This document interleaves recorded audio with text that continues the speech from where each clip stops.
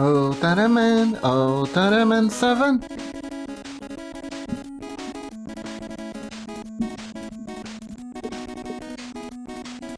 Oh, Taraman 7. Na na na na na na na na na na na. Na na na na na na na na. Na na na na na na na. Na na na na na na na. Na na na na na na na na. Oh, Taraman 7.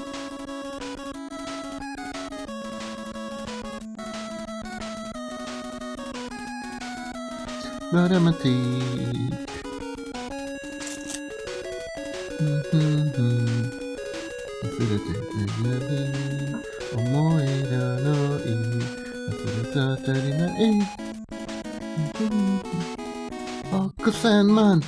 Sandman na yo. Dramatic.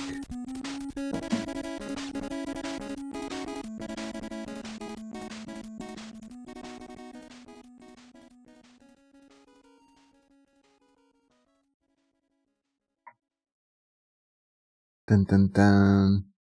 Less than 1 minute remaining.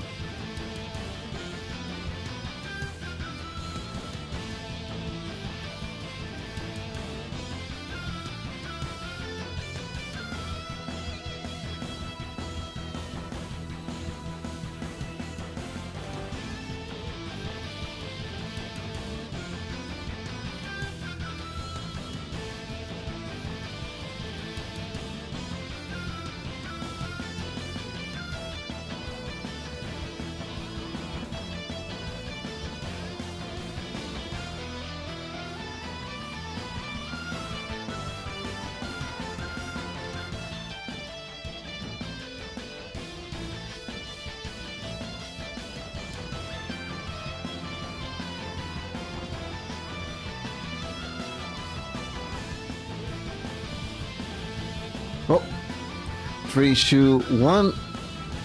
Hey! Crap. Hello everyone, how's everyone doing today?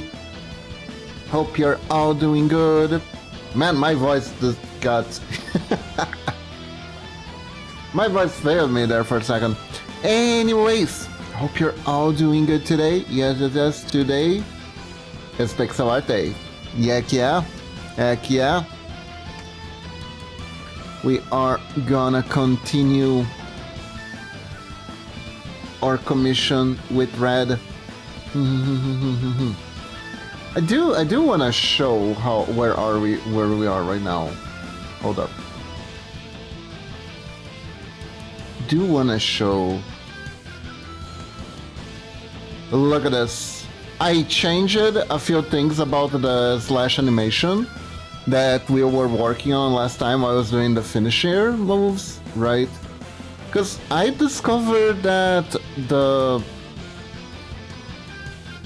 very importantly, I still have I think I still have, oops. Anyways, I still have these frames here. I realized that these frames here were, one, kind of superfluous, right? And two, this sort of attack really is a two-handed attack where you just raise your sword as much as you can up in the air and pretend like you don't care, but you do. And today, what we're gonna work on for a while, maybe we finish early, maybe we don't. Nevertheless, there's always more work to be done, so do not worry. I will not end early necessarily, unless I feel like I'm tired. I wanna do, and Red also wants me to do this. What we're gonna do is we're gonna do a leaping back animation to reset to the original position. So we're gonna travel all the way from here to, let me actually get this frame here because it will help us. All the way from here to here. Exactly. So right away, gonna take these extra things here, like the booba and the jewels, because right now what we need to focus on the most is the body.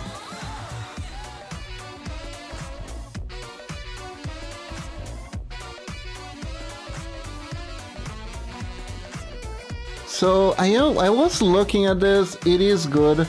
I think I actually am making Red's ass a little bit too big. I know, crazy.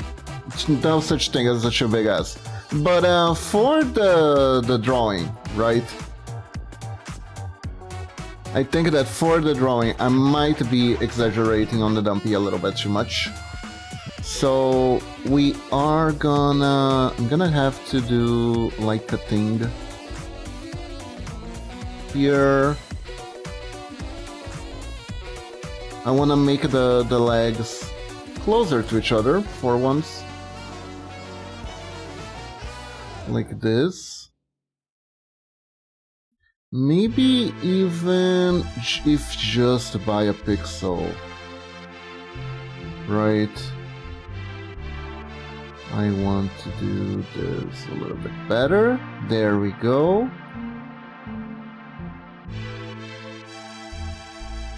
Is this good though? Interesting. Okay, so I don't like this as much because it doesn't feel like the leg. The leg is not... I think I know what the issue is here. There is one thing about this that I'm not liking, and I think the leg should be stretched more. But maybe we can still use this as like a intermediary frame. Now clearly,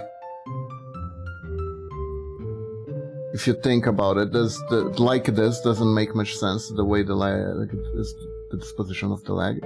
So should be at the very least like this, right?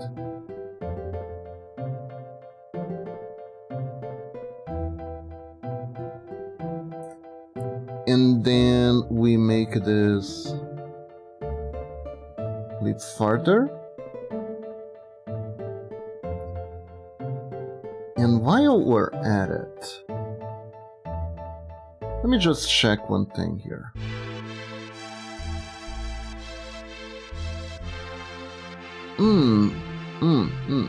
Let me see.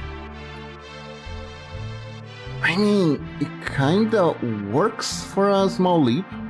Hello, Lunatic, how are you doing? Hello, hello.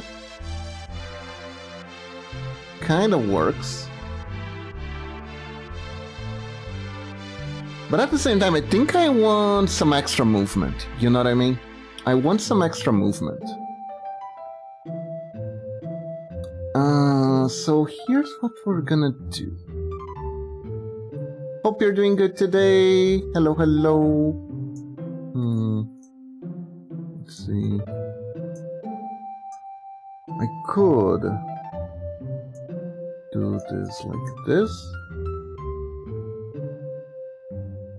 And just be like this, I think. Yeah. And then we adjust. The leg is gonna be stretched out fully, which I think is for the best. Let's see. Bim Booped! 5 in a row, good job, Lunatic. I'm pretty sure you have more than 5 in a row, though.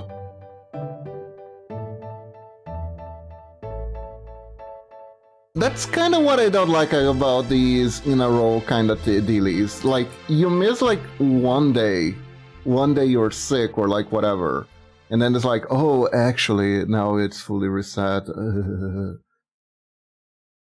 I don't really care that much for that, honestly.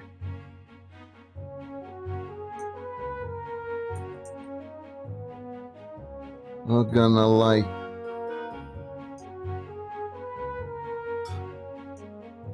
But honestly, I do appreciate you come by whenever you can. Really? And man, did I get myself in trouble last stream? Did I get myself in trouble last stream?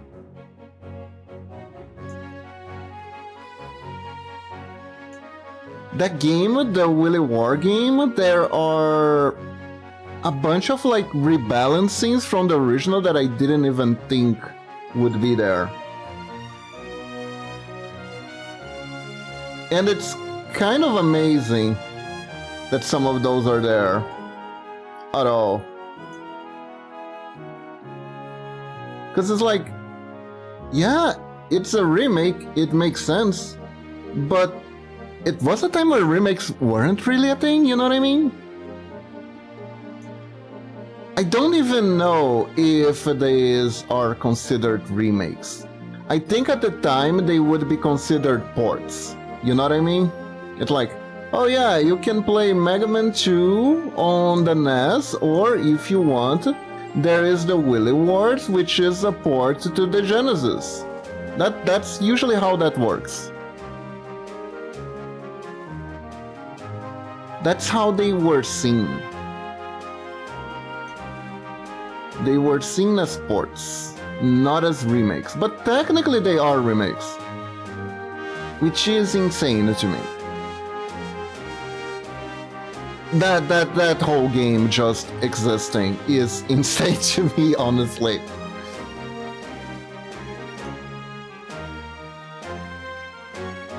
I like it, but it is kind of absurd that there is like a... One just Mega Man on the Genesis is crazy to me. It also was a game I highly coveted when I was younger.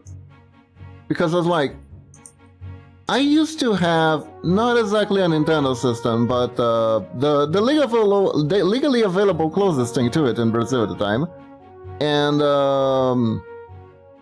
I played Mega Man games in that, but there was one point where my mom was really big on like, throwing out... I'm not gonna say she wasn't big on throwing old stuff out. That is unfair. She was very big on donating old stuff out. So when it was time, when I finally got her to buy me a new video game, which was a Mega Drive, she was like, well, if you got your Mega Drive, your new video game, you're not gonna play with your old one anymore, so let's donate it to charity. Which is pretty cool. It was pretty cool. I am sure the orphanage we donated the video game to had a hell of a blast with the old school games. They had a ton of fun, and that is great. Kinda stings a little bit that these things would later become like collector items and stuff. But honestly, it was for a good cause at the end of the day. So really, that was nice. But also, it meant I couldn't play Mega Man anymore. And I remember right around when dial-up was starting to be a thing, right? I still had my...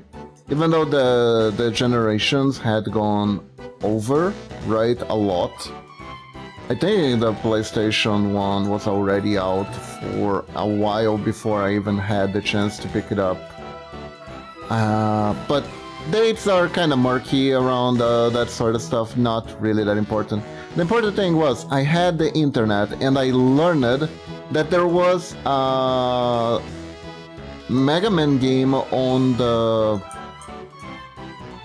Sega Genesis, and I was like, oh man, I wanted to play that, I wanted to have that on my console to actually play. I remember I think I tried it on emulation, but at that point I could just play the originals again, which I did. with save states because I was lame. I am catching back on that, not using save states anymore. I mean, I kinda use them, but not to get through the game. Especially because games like Mega Man, they are... there's some amount of trial and error in that, but really, the more you play, the more you will memorize the patterns of what you're supposed to do. So... You're gonna beat it eventually. You're gonna beat it eventually. Except where I am right now in the game, because I'm pretty sure the best way to beat Wily is having E-Tanks, but I kind of wasted all my E-Tanks earlier in the stage. So I think what I'm gonna have to do with that is, when we're back on stream, I'm just gonna have to do all the stages again. I'm gonna have to redo all the Willy stages again, and that after I farm some E-Tanks. The E-Tanks are actually easy to farm. I could either do it on Metal Man stage,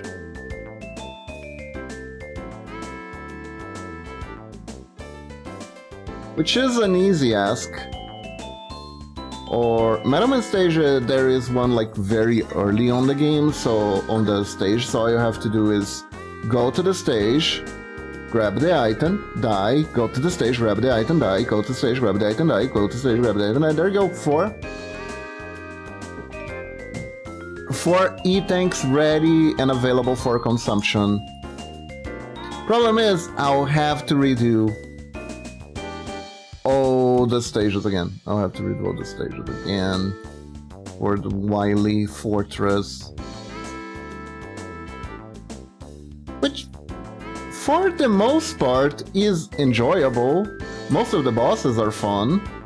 Not necessarily all the stage layouts are a breeze to walk through, but they're mostly fun. The only one I kinda don't really particularly like that much is that puzzle one that you need to use your crash bombs in the correct order, or it's just game over. Or you just farm a shitload of the weapon items, back up after you die because you have destroyed every wall, so now you're okay. Which is a weird thing that you can do. I forgot that was a thing that you could do. But now that I think about it, I'm 95% sure that most of the times I beaten that game before I actually, like, look it up if there wasn't a correct order or anything like that. I just beat it because of that. I just beat that stage because of that, essentially. That I think is one of the lamer fights in the Wily stages, I think. Still fun, but you know. Not my fave. Not my fave. Not quite, not exactly. But yeah, we're probably gonna have to power through that. We're gonna have to power through that, probably. I also think we are close to finishing the Mass Effect. I am stuck in like a weird side quest at the moment in the game, which I'm not entirely sure how long it takes. I'm not even entirely sure it's like if it's a side quest, if it's a main quest. But I think I could start the main quest to start ending the game at any moment now. It is just a matter of, do I think I'm ready? Do I think I have every item?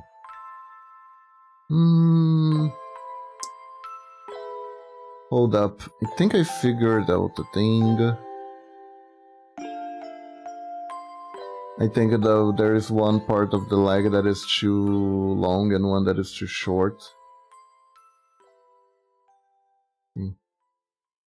Yeah, no, this is better. This is better. Yeah.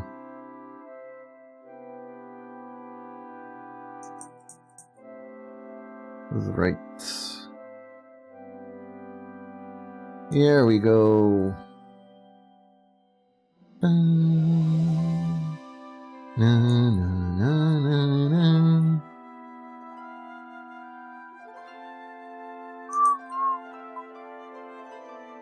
Let's see here. Here we go.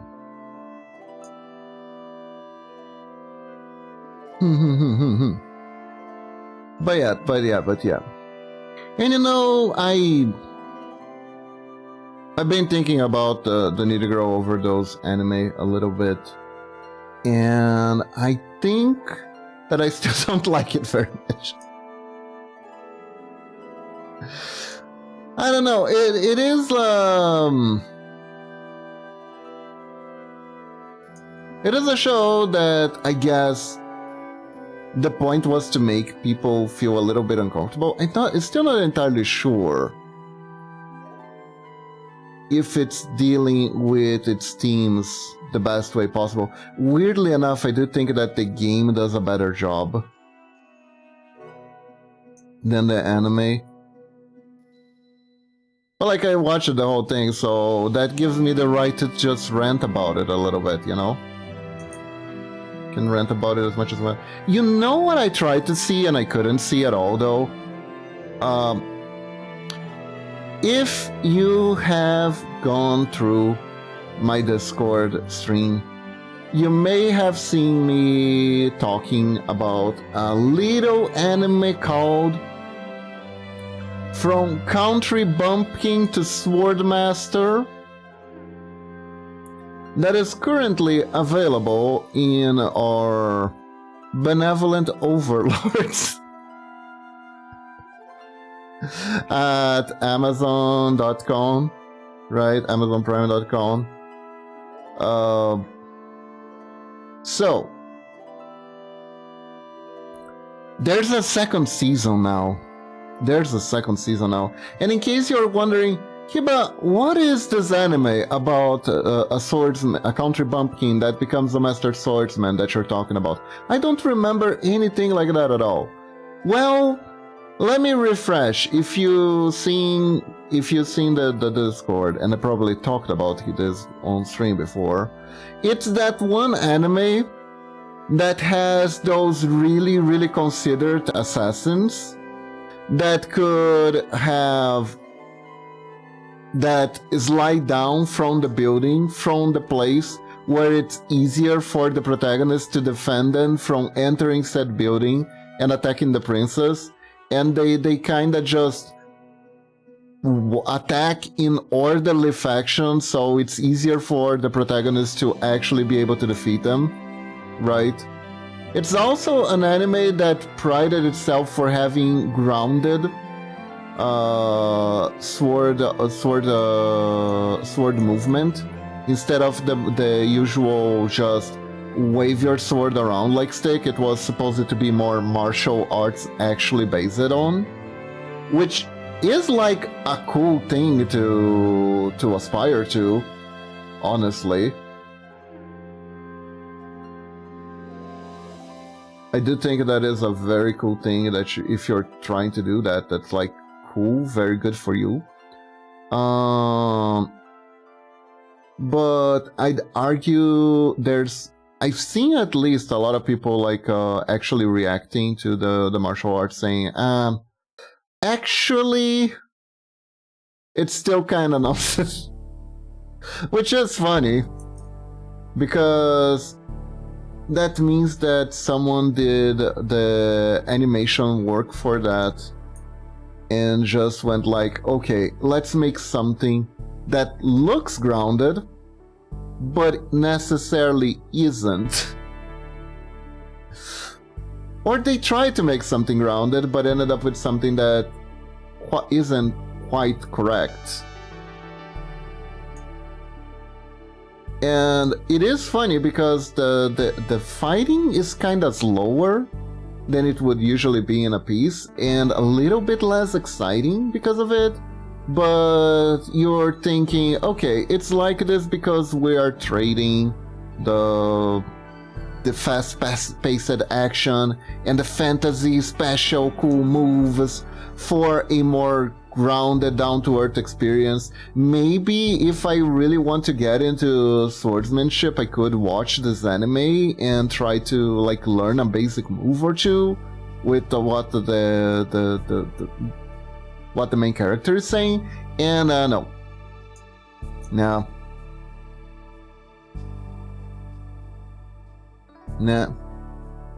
I think it's more along the lines of now I don't want to say that this is what actually happened, but it is kind of what could have happened. You know, kind of like when the author of JoJo wants to include something incredible, but somehow base it on something people on some concept in his anime. So he kind of like gets it from like trivia stuff and shit like that. Like, yeah, pretty sure this is right, and let's go. But like JoJo is Fantasia's, and I guess that one is also Fantasia's, but it's I don't know what I'm saying. Anyways, anime is kind of boring.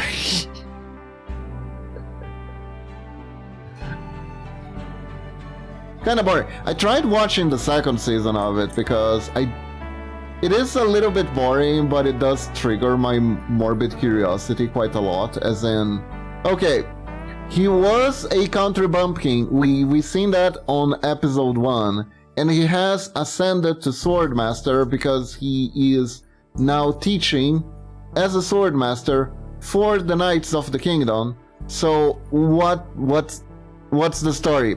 He already did the thing he said he was going to do in the title, and it's still going somehow? What is happening? Right? So I tried to watch one episode of the second season, and the first episode of the second season is basically all the girls that exist in the show taking turns praising him while he goes, it's not like that. I'm just an old man. There's no someone as young, as pretty, as attracted to me as you are. And the young and pretty girl goes, have my babies. And you're like, nah. She doesn't mean that. I'm imagining things. And meanwhile, she's like rubbing her thighs against his leg. It's like, nah, I'm probably misunderstanding that. I think there's like a weird power fantasy in like rejecting really forward women that this anime might be catering to, but maybe that's a little bit too mean of me to say. But it is like okay.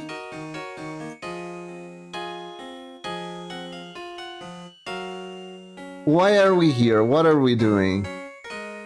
What are we doing? It's kind of funny also that there is like a subplot where it's like, my father has told me that I should get married, but I suck at this. And really he does, that is fair. He is having trouble with that because there are actually age-appropriate women actually advancing on him. At least they are age-appropriate in paper. They don't necessarily look age-appropriate because magic is at play, but you know.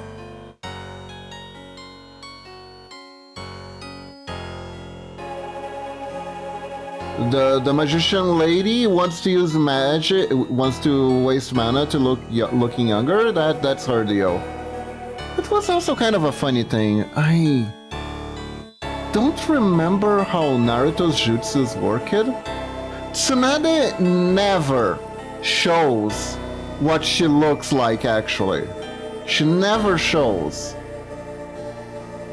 With characters like her, I would think that at one point, like the jutsu, there would be like a situation where she is running out of energy and she like has to cancel the jutsu in order to in order to like survive a dire fight. I thought that might have happened when they were facing Orochimaru for the first time, like the big Seinin showdown. She's like, nope. If I die with large blossoms, which honestly fair, but also interesting choice there. Not entirely sure that was a choice her character would make necessarily, but guess it is.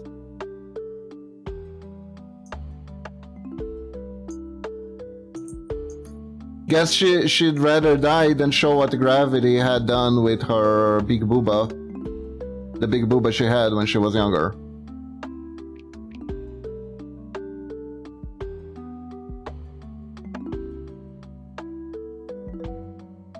So that's the thing I was thinking about. Not too intently, but a little bit.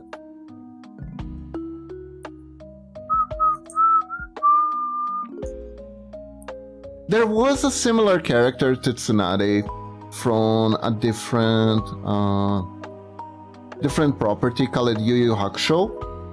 Now, Yu Yu Hakusho is a classic anime that I'm not sure how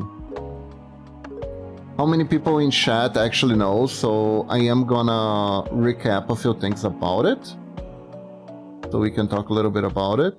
Basically, it's the story of a delinquent kid who had so little cred with being a good person. He kind of acted like such a piece of like a typical piece of trash that when he jumps to save a kid from dying from a moving truck. By the way, isekai start right there, way before isekais were really a thing, where Truck-kun wasn't killing isekai protagonists, it was killing shonen protagonists. So Urameshi dies to the confusion of the afterlife, and they kind of don't know what to do with his soul, because by default he would have been condemned to hell apparently, which is pretty harsh for like a 14-year-old, you know.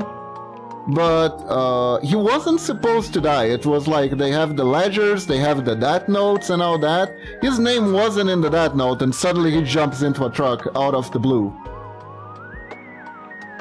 to save the little kid. And like, you'd be like, okay, so his gesture was heroic, that awards him a passage to the afterlife, right? And because this is rather very comic in tone, no it doesn't, because that kid name was also not on the death note. It was supposed to be like a miraculous event where the kid was gonna bounce off the ball that was in front of the truck while the truck was stopping, and the kid would magically land completely unharmed. So really, though Yusuke had the right intentions and the right mindset of protecting the kid, what he actually accomplished was scraping the kid's leg when he was supposed to be completely unharmed. Fuck, right? But that gesture of goodwill doesn't go unnoticed, and he is given an interesting proposition, one that he cannot refuse. He must join the Demon Hunting Bureau.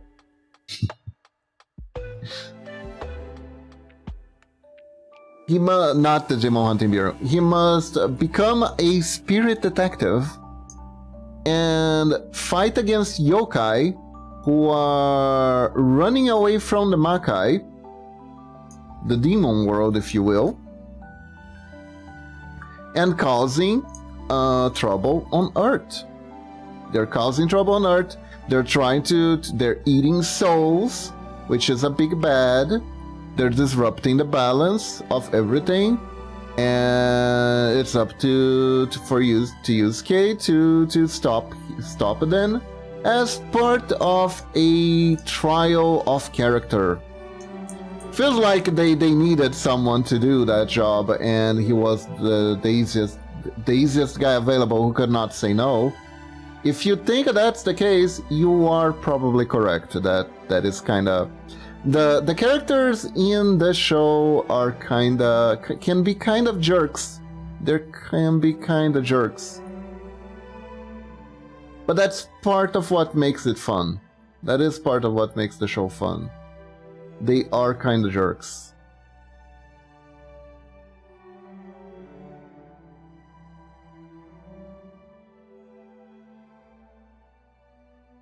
And let me get this here. And yeah, that's the basic premise of the show.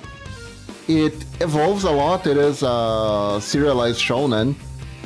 So there's gonna be a lot of plot twists, a lot of interesting things will happen in the series. It's pretty good. And one of the characters is an old lady who trains Yusuke into harvesting their chi better, because they have a very strong latent chi because of their reincarnation thing or whatnot. And it was part of his job to stop this yokai who was entering this martial arts tournament to steal the secret techniques of this old lady. And this old lady was like, I don't care if you're a yokai or not, all I care if you're strong or not. So if a yokai comes here and they beat everyone in the tournament, then I'm gonna let them learn and fuck all consequences. She was very grouchy. And at first she seems very unreasonable. You find out she isn't at all. But yeah, the yokai was dead on set on winning the tournament, killing her, eating her, and absorbing all her skills. Because apparently that was his thing. It was kind of like a Mega Man or Kirby. I guess it's Kirby, because if you eat and absorb a person's power, you're really Kirby. That's who you are. So the old lady was old. She was old. She showed herself as old. But as the story progressed, there was this other martial arts tournament arc. Because this is a shonen. So of course there was. And in that arc, she actually joins to help out instead of just being the mentor character.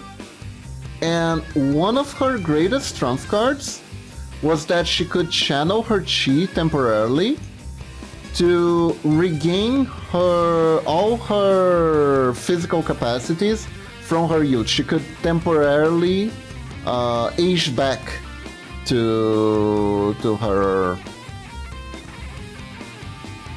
prime. And that was her Super Saiyan form practically.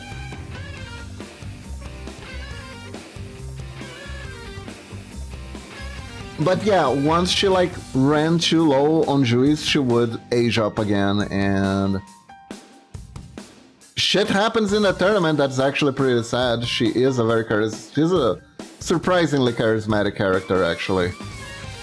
It's pretty neat. It's a pretty neat show. I recommend it, actually.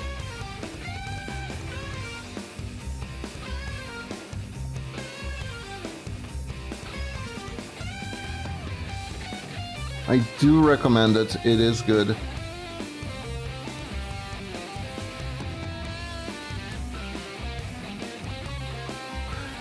The ending is terrible, though. That is, it has 3 seasons. And, watch 2 seasons of it and move on. I mean, honestly though, if I'm being like very, very honest, the third season wasn't bad. It's just because of the way the narrative works in that show, you kind of expect more out of it, right? But the reason why the third season isn't as good as the other two seasons is because of, unfortunately, real life out of control shit from the author's part. Because they were going through some really, really bad physical health issues, because they completely burned themselves out making the manga. They pretty much destroyed their body with overtimes and just not taking care of themselves properly to meet deadlines and stuff like that. Because that's the issue with being a mangaka in Japan, is that if your series is still being serialized, right, in Shonen Jump and stuff like that, they can just pull the plug on you at any moment. You have no guarantees. You have no guarantees. You think it's job guarantees are bad out there? Mangaka have no guarantees that their series that they're working so hard on will keep going if they have a single episode, a single like chapter that the public isn't like, oh my god, I wonder what's gonna happen next. They have weekly pulls being like, do you still want the series to continue? Or do you want to give room to someone else? Because it's that competitive. It's that competitive. There are that many authors trying to get their stuff published.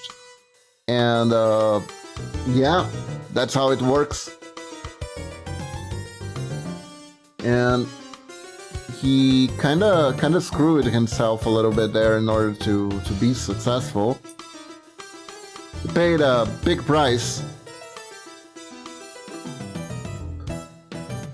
But, you know, he also married the author of Sailor Moon, so that's good. He is still publishing stuff with Hunter x Hunter, so that's nice.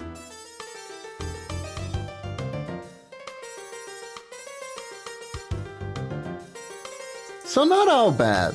Not all bad. It was one huge price though to pay. It was a huge price to pay.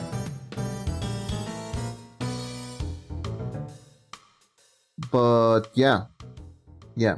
So that's what happens. So first season is like the quirky adventures of the protag, fighting monsters of the day. Eventually there is like a bigger arc thing. There is like a bigger arc thing where like it's like face the four guardians, but the four guardians are like really pitifully weak at the end of the day, especially by the power scaling. But then there is a supreme martial arts tournament from the underworld where this extremely powerful yokai guy that Yusuke needs to beat. Needs to defeat, that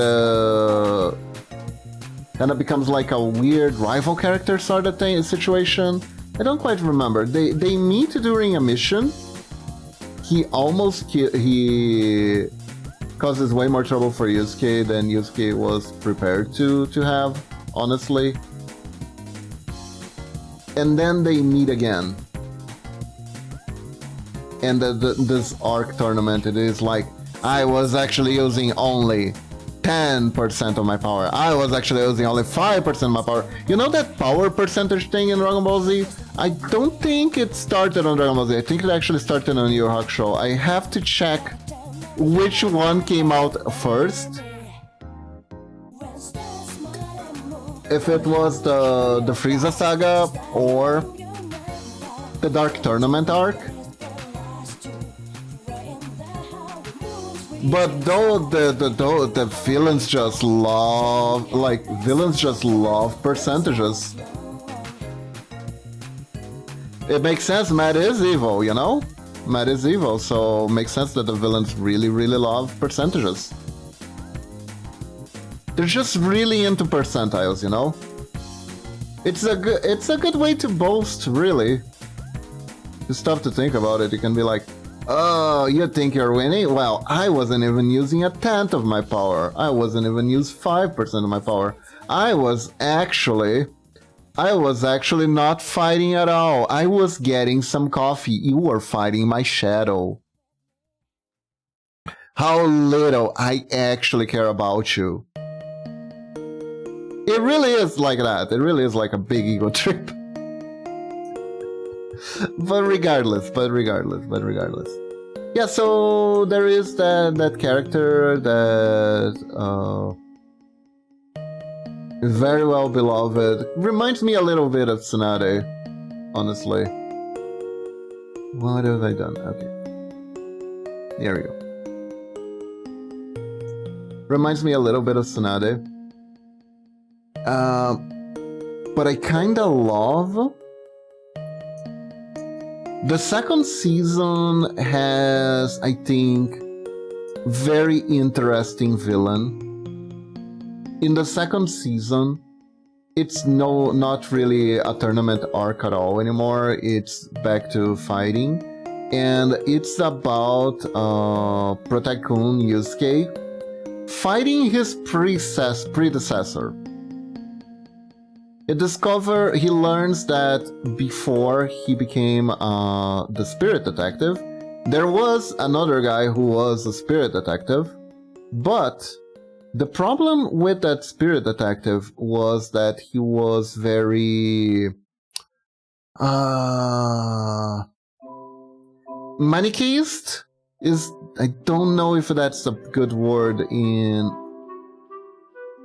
English, if it's like commonly used, but Manichaeism, the best way to describe Manichaeism is a worldview where you can just group people into two categories, the categories of good and evil, right? And everything this group does is good, and everything this group does is bad, therefore, right? The evil group does the evil shit, and if we stop the evil shit that the evil group does, the world is better. That is Manichaeism in a nutshell, right? And it changes over time. It will change over what kind of religion you like, what is your political or moral affiliations. Maybe sometimes it's related to people. Manichaeism is sometimes used to justify different types of like prejudice and imperialism sometimes, stuff like that. So he was very Manichaeist. He believed that humans were pure good and demons were pure evil. And that worked for him, that worked for him to hunt down the demons, detectives, being a spirit cop, essentially. That worked fine. But one day, he was in charge of getting something. A videotape. Now, if you've been around in the 90s, in the 80s, and in the early 2000s, you may have heard of this one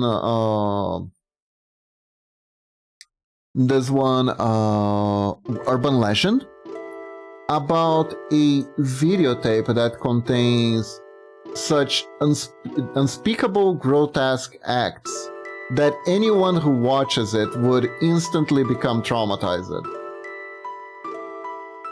And yeah, that was the videotape he found. And the videotape basically depicted a group of human big shots, right? Who were having a little guru orgy. Using demon women. Hello Retros, welcome to the stream. Ow. How are you doing? Ow. Ow. What do you mean, where is everyone? I'm right here.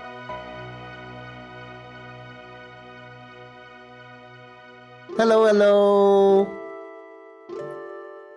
Which everyone? Which everyone are you looking for? I was talking about Yu Yu Hakusho. Do you remember Yu Yu Hakusho? Was it a part of your life growing up? There's this guy named Everyone. You never heard of Yu Yu Hakusho? Okay, have you heard of Hunter x Hunter though?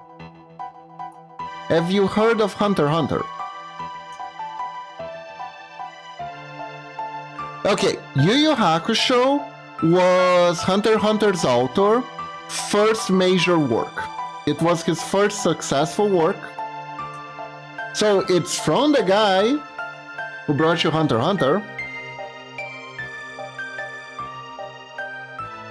And I was talking about it. Yeah, heck yeah. That show had 2 really good seasons and a very mediocre 3rd season.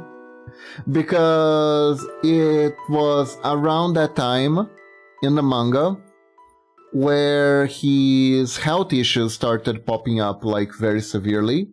So he decided he wanted to do a third arc, right? But then it was like, oh, actually, I physically can't. Let me wrap this up. Like, I remember I had the manga.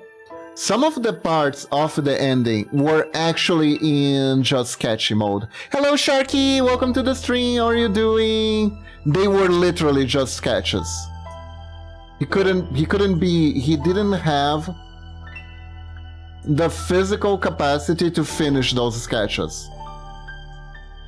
So he just wrapped it up. It was like, it was really sad. I'm doing good, and did you see what I did yesterday? What did you do yesterday?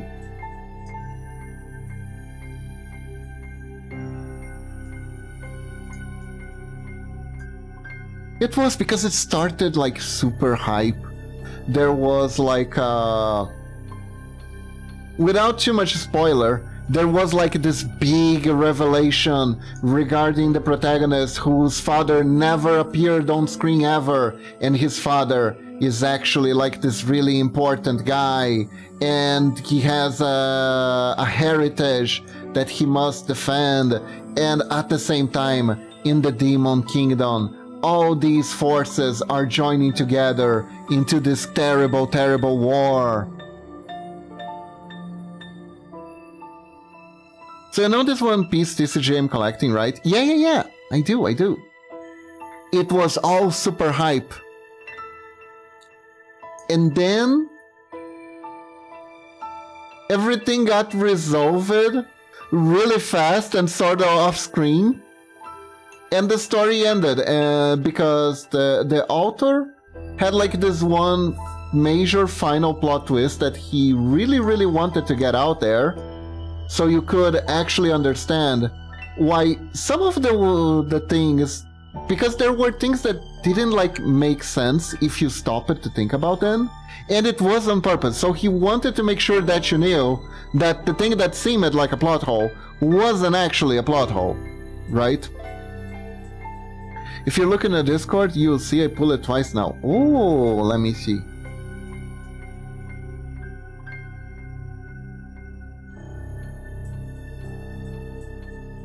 Oh, Nico, 2 Nikos.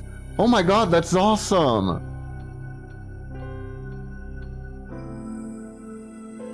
That is so awesome. Honestly though, with all the remasters that we've been getting, remakes of old anime and stuff like that, I'm kinda hoping they will pick up Yu Yu Hakusho. Cause it was such a classic. And maybe they can flesh out the ending a little bit better this time. Would be awesome if they could. They have talked about doing a remaster. Oh, that would be so amazing. That would be so amazing. But yeah, the topic of Yu Yu Hakusho started because I was talking about now I forgot the name. The Tsunade. I was talking about Tsunade, right? How it's kind of weird that we never see her aged up form in the show ever. Almost to the point that it feels like the author forgot that technically she only looks like that because she's using a jutsu to look like that, you know? And I was talking about how it could actually be tiring to keep that up non-stop. Right now, you're on the threshold of an amazing adventure. Because, like, if I recall correctly how the power system worked in Naruto, a jutsu like that is like a continuous effort to keep going. So it would make sense that if she gets too tired because of a fight or anything like that, she would actually, you know, show her true form. But she never does.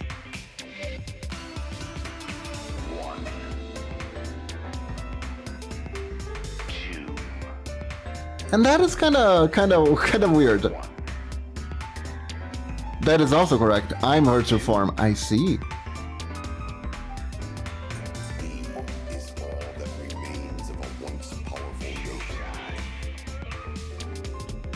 That's fascinating, Retros.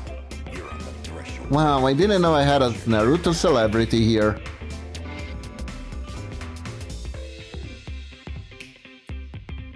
Unveil yourself, Kibatsuki.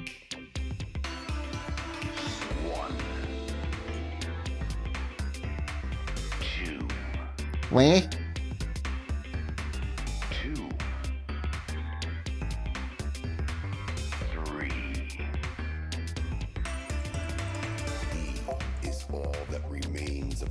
My jutsu, it's power. It's pixel powered. It's very cheap to use. Hold up, I can't find the reading. Do I have too many readings? I think I might need to cut some readings. I might have too many. But oh no, true form unleashed.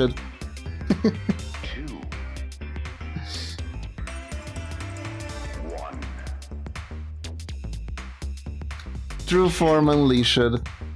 It's true, I'm Wolf. How's everyone doing?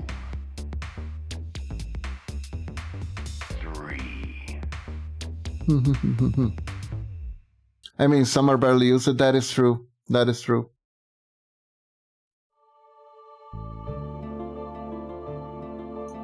Wolf, bark for the wolf. Eh?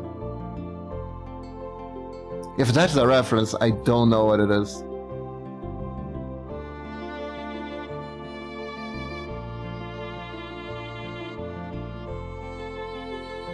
Good.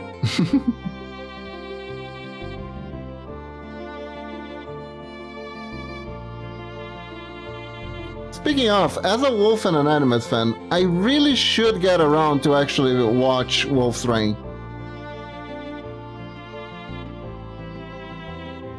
I never really watched that show because it seems like it's such a so emotionally draining. So how has your day been going? My day has been going wonderful. My day has been going wonderful. woke up, had breakfast, walked a doggo, worked on a few things, got my alerts to actually work again. Any outings? Well, let's see. This week, not really. Oh, last week we had sushi and stuff like that. However, I had meat fondue this weekend, and it's amazing. It is amazing. It's a tradition in my house that we have at least one meat fondue. Yeah, we had sushi. We had sushi last week, it was good. Do you guys know what meat fondue is, though? My understanding is that not as common as like regular cheese fondue, right? So people don't necessarily know what it is. But basically, fondue is universal. What type? Meat. Steak.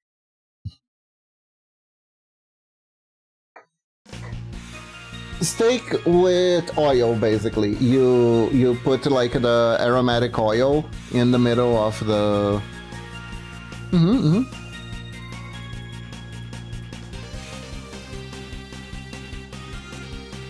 You have like an oil that has like aromatic herbs in it. You put it in the middle of the table. You set it up. Right. And you just basically grill the meat. You just grill the meat. And you eat it bit by bit, and it's a great experience because you get to sit down, just eat slowly, talk with everyone, talk with your family, talk with your loved ones. Also, make sure to be surrounded by your loved ones and not people you hate, because otherwise that will interfere with it being a great time and instead being an awful time. Very important step. Very important step. My gluttonous would gobble down the meat. So here's the thing. You kinda can't. It is designed to prevent that, because you can only really have so many, because you have to chop the meat into really tiny cubes. Otherwise, it takes too long to prepare. But then you would... So the way it works around my house is we have the little special fondue forks, right?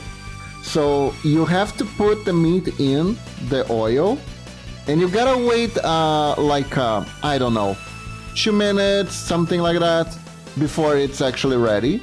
So even if you like wanna gobble down, if you put it in tiny enough pieces, it will have like some dead time. And also, you need to put sauces, because just eating the meat is no fun. So you gotta prepare the little meat, the meats, and some bread too. Then you pass the sauce on the meat and the bread and prepare yourself. It's like, it's almost like, you know how they make those special plates for doggies? That it's like a labyrinth, and it's meant to make your dog eat the food slower, because it's more work to eat the food in that special plate. And it's done that because usually if the dog eat the food too fast, he might barf or something like that. And dogs have this tendency to just really chow down on the food. So it's kind of like that for humans.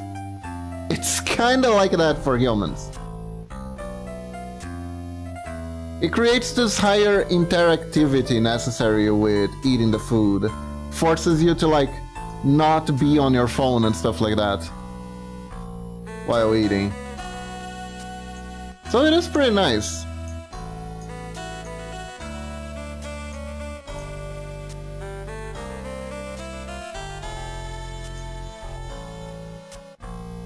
But it is absolutely delicious and I love it. Still you doubt my resolve. Also, you will burn your tongue if you're not careful, because you are putting the things in hot oil.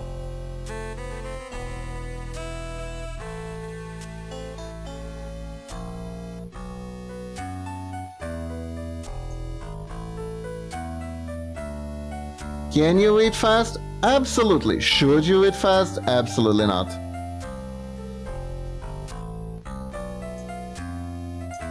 My tongue is very resistant, it's okay.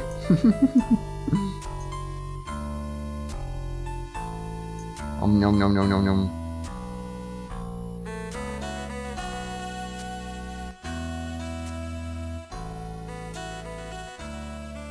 Okay, so right now this animation looks really funny. Hold up. Let me show.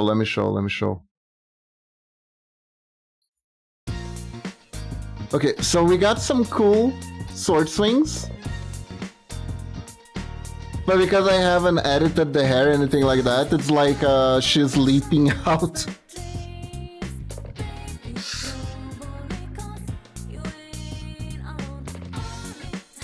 We are...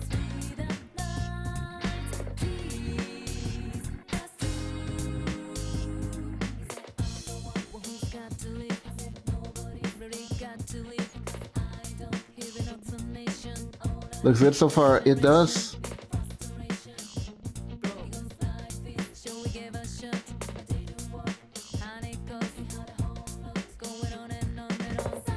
I think I do need an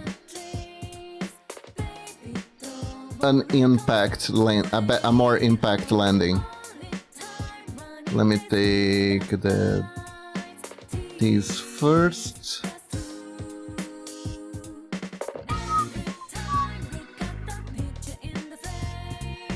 Go.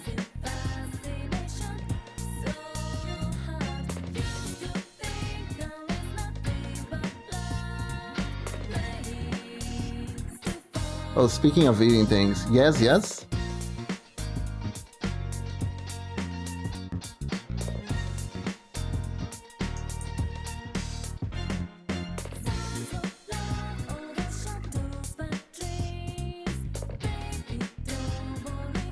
I think I have an issue with going to all-you-can-eat places.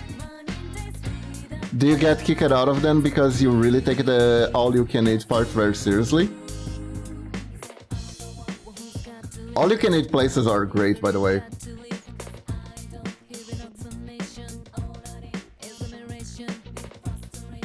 I don't go there, but if I do, I know I'll get my money's worth. That sounds okay.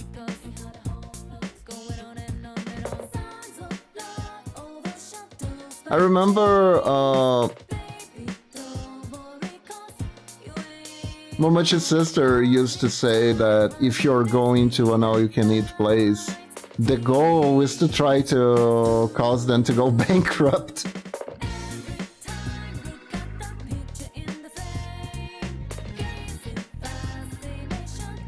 I get warned to slow down. I mean, you're the one who put the all-you-can-eat in front of your store. You should know better. Right?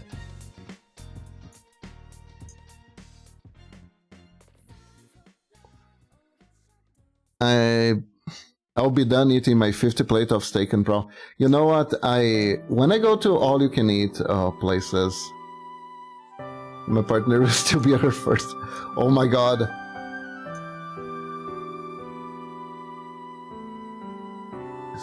Meanwhile, Donner's like, oh no, this guy's gonna be my ruin.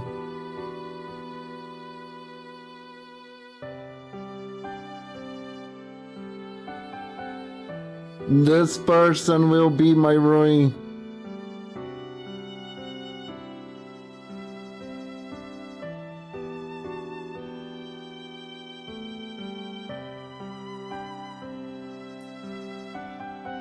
I see meat, I eat meat. That is fair, especially with prawn.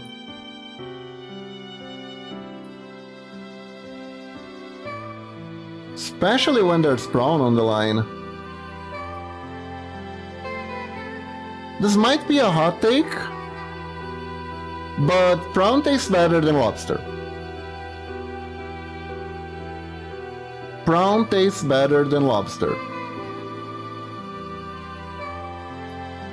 Yeah, like lobster gets all the glory, is more expensive, and God bless lobster. I hope lobster keeps being that because it avoids prawn, which is infinitely better to get more expensive.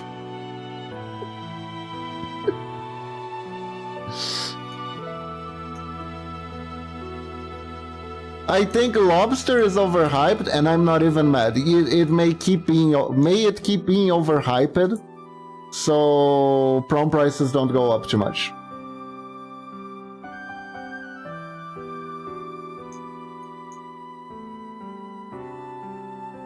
You know what I mean?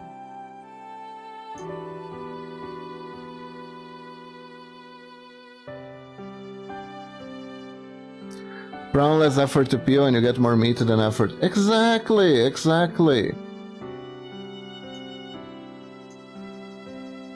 It's easier to eat, comes in different sizes, which is always fun.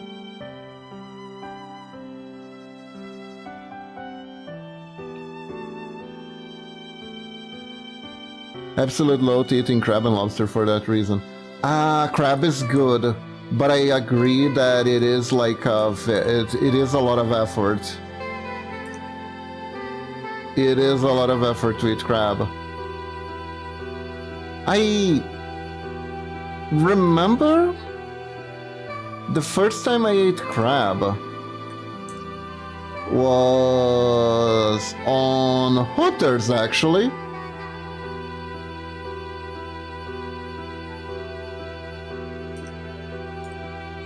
That was way too long ago, though. That was way too long ago. I remember being like, what is this hammer for? And it's like, why do you think I have to hammer my food before eating? Was an interesting experience, not gonna lie.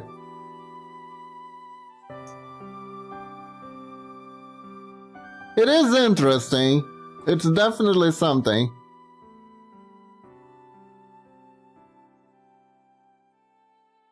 Hey Superfudge, welcome to the stream. How are you doing? Hello. How are you today?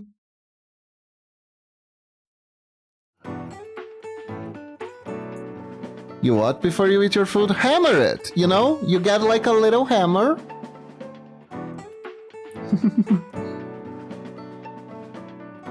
You're doing good? I'm good too. Glad to hear you're doing good. Yeah. Yeah, but you gotta hammer your food. You need to grab that little hammer and crack the... Or breasty. Boing.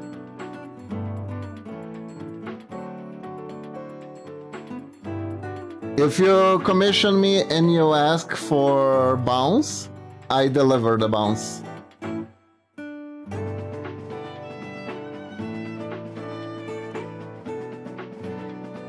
This is cute. It is. I'm still working on it, but yeah. It does the bounce, it does an attack, it jumps back. This one is again a commission for Red Eyed.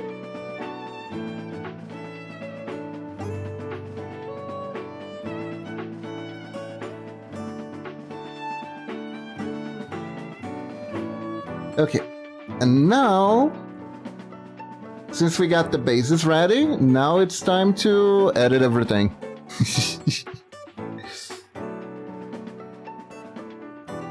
All we gotta do is edit everything. So let's see, first things first.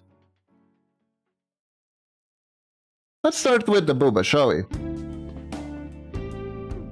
Red Eye keep fed. Yes. You may also keep me fed by joining my Patreon for only $1 a month. You too may feed me.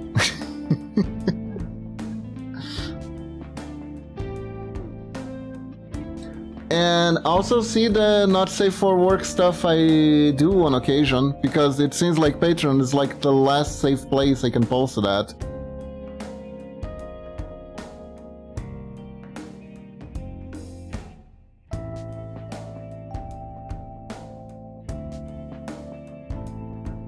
I had a thought that was a little bit sad the other day. Cause how do I put it? There's a lot. Wait, what happened here? When did this happen? And why here specific? Hold up. Ha ha ha ha, very funny. Very funny. So, here in Brazil, they approved a very haphazardous law for protecting youth, which the end result doesn't really protect youth. It is as you might have expected. And because of it, certain websites like Twitter now need your face for age verification purposes. And you know, it feels like they kind of just want our faces to like either feed AI to as reference, or just straight up. I know there is like this thing where they're technically trying to do this to confirm you're not a bot, to make sure that you are real, it's worth showing ads to you, because of the whole botting problem that social medias have. But the thing that kind of made me sad about it is, theoretically, every time we produce any sort of like adult, not safe for work content, and post on these platforms that now have this age verification system like Twitter and Discord, that means we're like giving incentive for people to give away their faces to these things. And that thinking like that sucks. Honestly, it's like I'm helping them gather more faces for whatever the hell their weird face project is. That is a thought I don't like.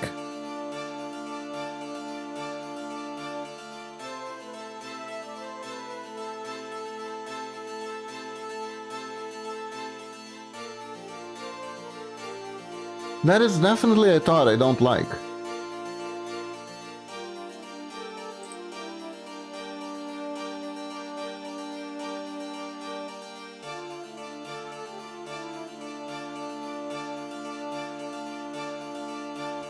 I got banned from Google Play purchases for suspicious activities years ago, so they want my ID.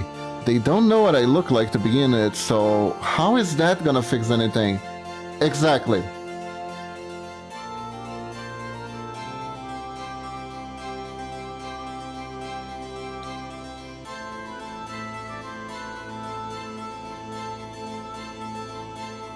They want like your Face ID or like your document ID, because documents kinda make sense, even though they can be equally sketchy.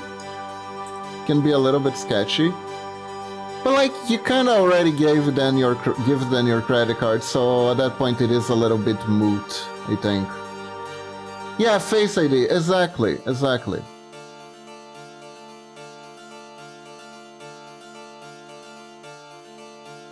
It feels like an excuse, doesn't it? It's like, they're so enthusiastic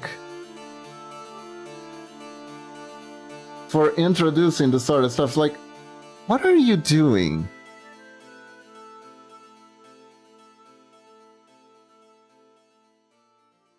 Also, what... May I ask what were you guys buying on Google?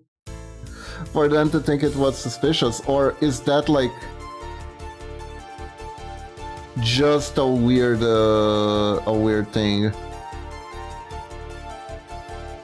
They also want my old card with a... Oh no, oh no, at that point it's never gonna solve itself.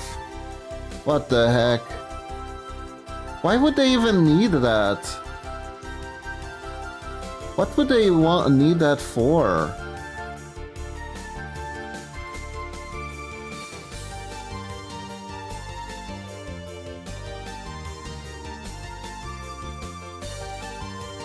I was buying a game purchase as a little treat to myself. Guess I don't like the game. Damn. Was it Brown Dust? Was it Brown Dust? I saw Brown Dust screenshots.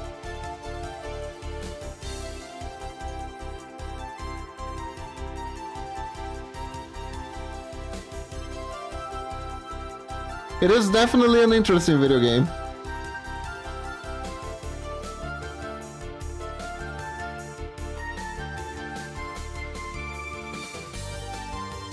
Yeah, we decide we don't believe you're real, we're just gonna ask for a bunch of shit that's none of our business out of you.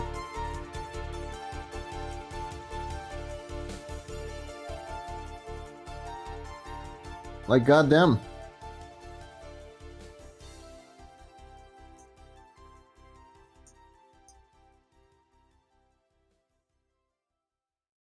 But yeah, I don't know. Maybe I'm old. But the Face ID thing is creepy. You know what I found out that's really funny though? I remember I almost clicked to confirm on Discord. Once. And my VTube Studio virtual cam blocked my actual face. I almost wanted to see what would happen if I try to insert the face of my model. Like this one. In their system, whether they would accept it or not. I don't think the bot would accept this one model in particular because it's very chibi-fied. Also doesn't look human in the least, but you know. What does AI even think humans look like? Can you imagine I just bypassed the system with the wolf model?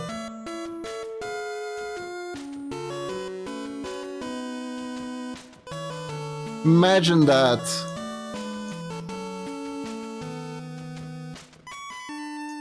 That would be awesome, actually. But I am a little bit afraid of, like, the Discord just going like, oh, we detected fraud, you're instantly banned. And I'm like, I can't even have fun with this. Honestly, at that point, Did you guys see the thing? You're a furry, banned. Did you guys see the thing where a bunch of like RPG Maker developers got banned off Discord because their self-verifying AI thing bugged? Okay, so here's what happened.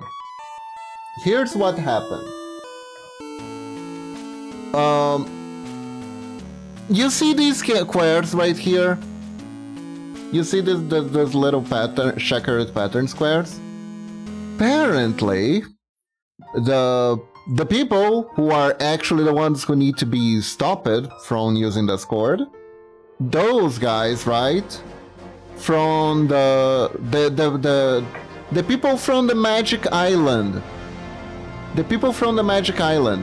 They were apparently using these grid-like patterns overlaid on top of the really nasty stuff that needs to be stopped on Discord in order to confuse the AI, so the AI couldn't detect that it was the nasty stuff, right?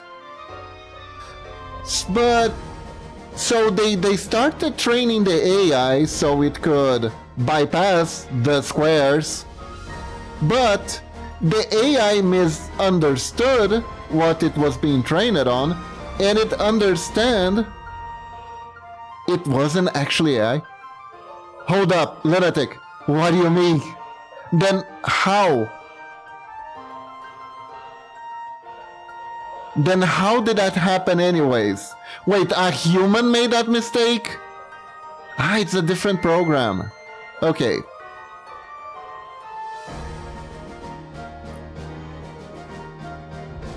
A process called photo DNA. Ah, interesting. Okay, that's interesting. So there was... So, correcting. Basically, think of fuzzy images matching. Ah. I see. So yeah, so the photo DNA made it so this transparency thing in general would be taught as the bad thing, and a lot of people who were working on RPG Maker games got banned because they were sharing screenshots of their work in progress on Azeprite. And the DNA thingies detected that as the bad thing.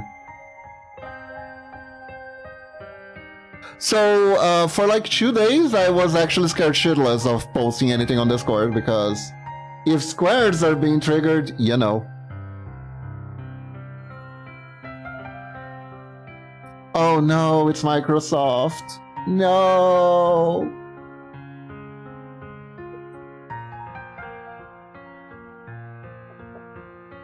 Dude, Microsoft Windows bugs exceeded my expectations.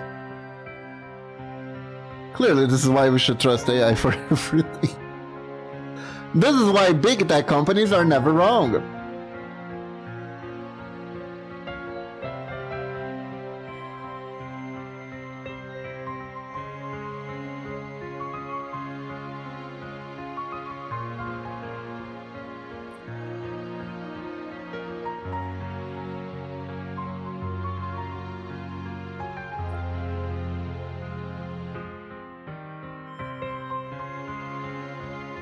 You can send a video summarizing it, kinda.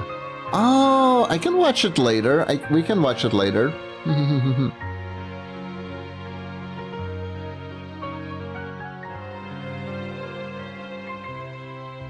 But yeah, that was scary.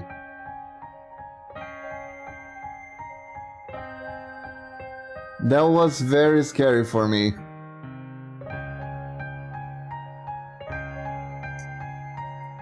And also another reason why I need to get my VGen off the ground. I really need to get my VGen off the ground.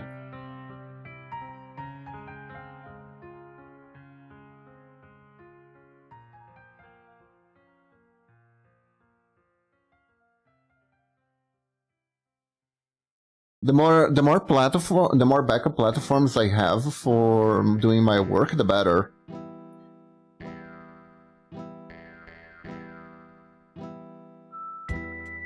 You never know when something might explode. Thank you, Lunatic. I'll check it out later.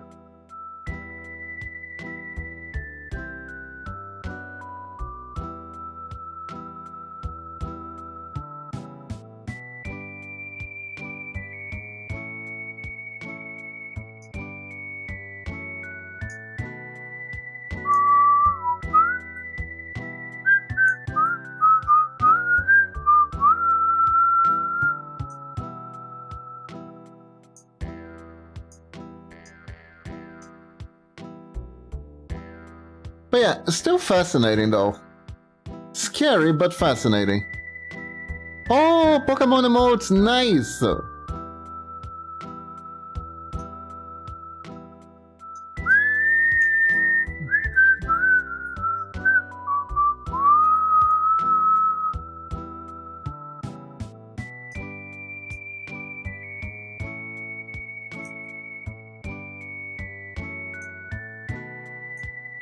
Final Fantasy VI is sick. If these companies are going to steal my data, sell it, train an AI off it, they should at least get a cut. Yeah, they're working very hard for that to not be a thing, because they literally don't make money if they pay people.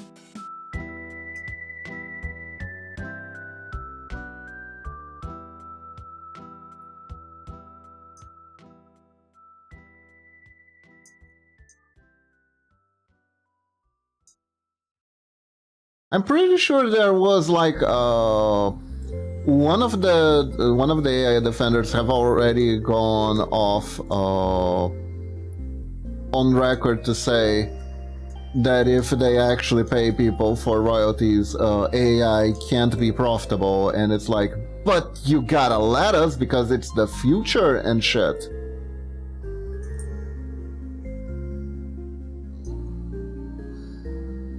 I'm still on the press X'd out. I'm sure they wanna make it the future. I'm sure of that.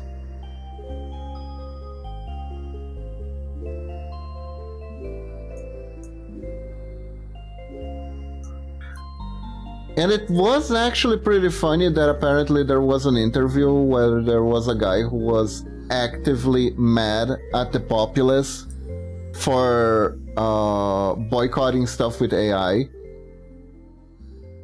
Being kind of like, how dare you do exactly protest using your power of acquisition?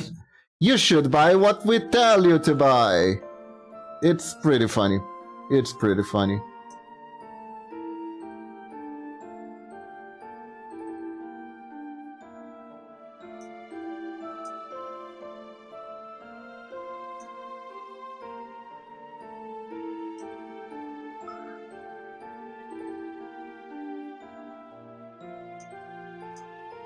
The funny thing is, it's not really kinda that they're necessarily stupid. I do think there is like a weird systematic issue where it is like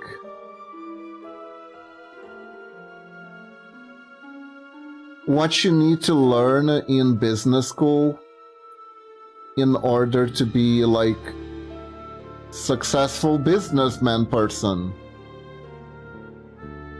is how to cater to investors, to the point where you almost forget that you actually are making a product for a market, and if market no want product, then product no value, no good.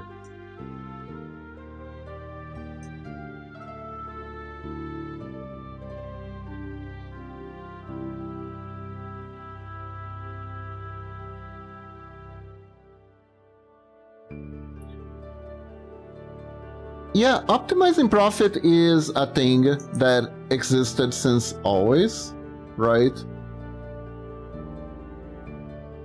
But at the same time, you should only have product. The main thing is that a profit-based system of production should work pretty well as long as the reason why you're making a profit is because you're providing a service of value to society, right?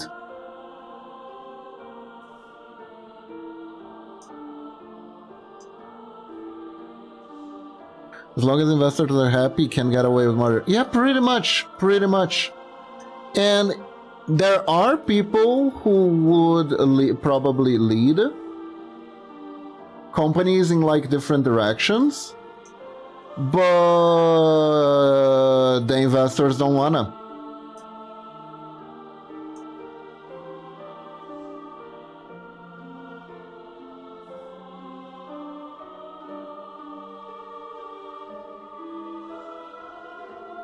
So it is kind of a situation. It is kind of an interesting situation.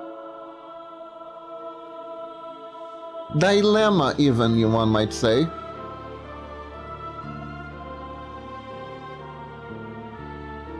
Okay.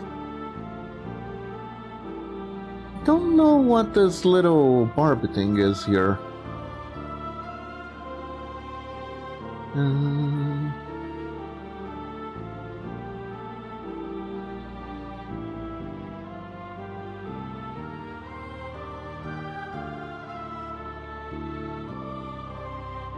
Hold up, what is... I'm sorry? Ah, no, that is correct. This is correct. This is correct. There you go.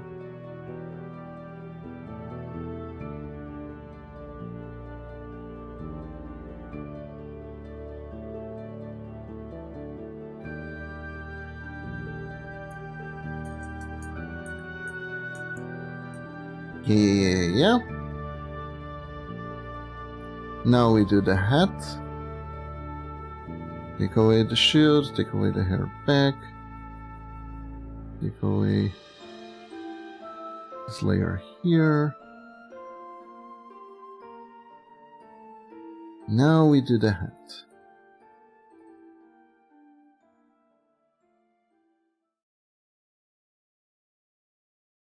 Here we are. But yeah. In different news, I made an oopsie playing Willy Wars. Invest in Kiba Industries today. Heck yeah. Invest in Kiba Industries. I will give you awesome pixel art. And quality strings. At least I hope my strings have quality to them. What do you guys think? Do my strings have quality to them?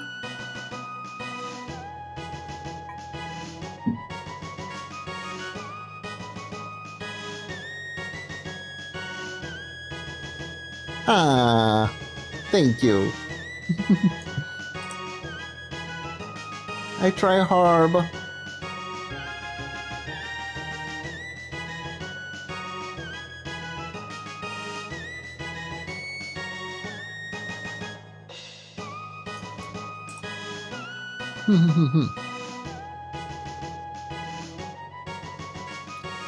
Doing my best here in cyberspace. With the cyber place.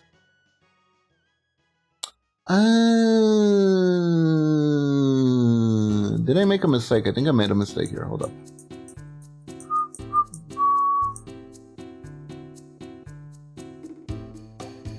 There we go. That's better. Except... No. Yeah, no, this is the correct one. Na na na na na na na na na na na na na na na na na na na. I do love how bossa nova this music is. Na na na na na na na na na.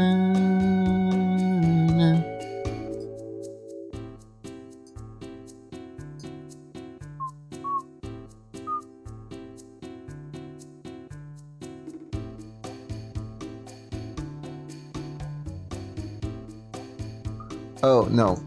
I did fuck up. Hold up. Back.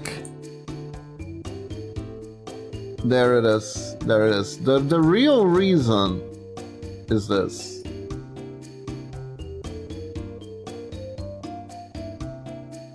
I made a mistake here. There we go. Fixed it. Ah! Hold up just 1 second.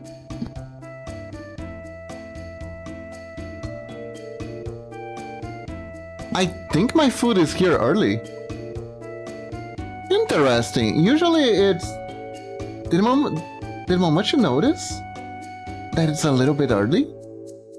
It's snack break? Yes, I will take the snack break a little bit early, but that's fine. Take the snack break and I will be right back, okay? BRB, everyone.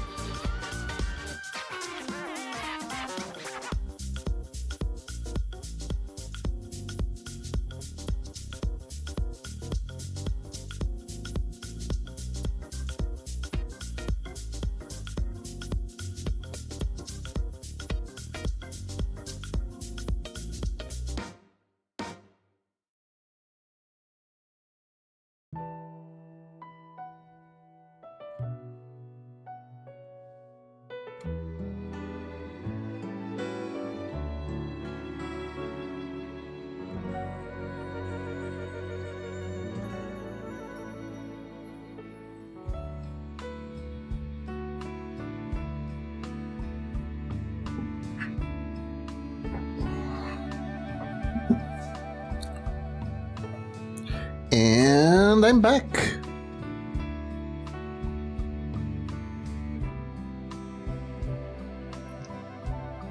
Thank you. What did you have? Guava roll cake. I think that's how you say that in English. Delish roll cake. Was pretty good.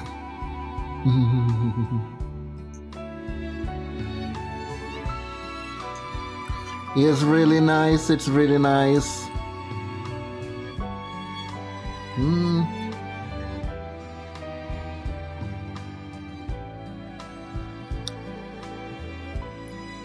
Only problem is it's so good I end up eating it very quickly, but you know.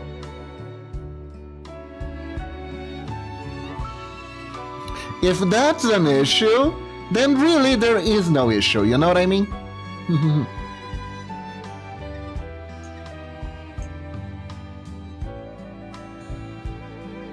But yeah, I was thinking, by the way, while I was eating, I remembered. So I went to an anime convention not too long ago, right? And in said anime convention, they had you know, we call it field battles. Basically, it's those things where you have the fallen swords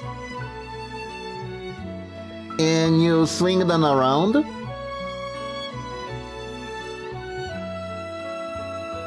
You swing them around to get to fight and stuff like that. I always find those very interesting.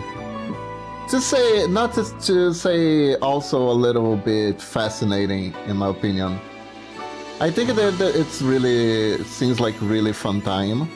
I don't usually get to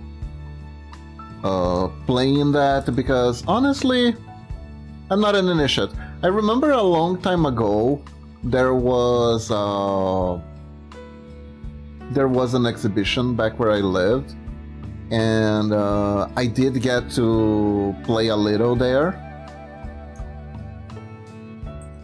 But and I learned that there are a few rules, and I thought the rules were a little bit exploitable. Like a lot of those fallen sword fights, there's stuff like you can't really you can't attack from behind, you can't hit, I think you can't hit from a certain part down from the legs, like you can't hit the foot, you can't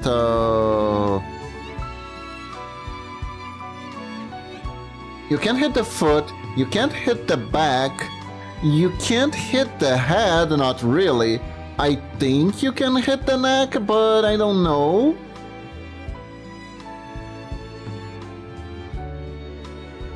So I don't know if they realize this, but they are kinda making it so their own meta is shields. I don't know if they noticed that, but I'm pretty sure shield and sword is just OP because you can use the honestly,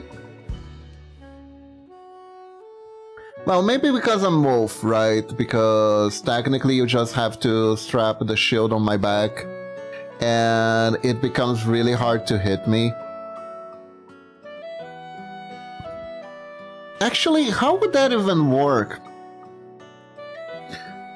Technically, if you hit my body and I'm wolf, you're hitting my back, so that's technically against the rules. Unless you mean my ass, in that case I would need the shield strapped on my back. But then if my shield's strapped on my back, then they can't really hit me because they can't hit the legs, they can't hit the body, they can't hit my ass. What are they gonna do? Hit my tail? Would that count? Then someone would go, but a wolf cannot participate in a field battle. And then I would go, but there are no rules against it in the rule book. And then they would go, though we being air-butted. And then I would win the championship. It would be amazing. Mm-hmm.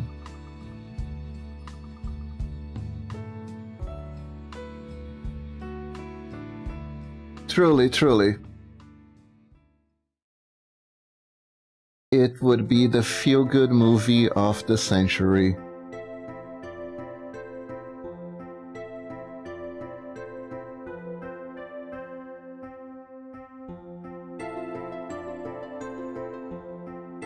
Who wouldn't feel good about losing to a wolf due to a technicality, right? Right?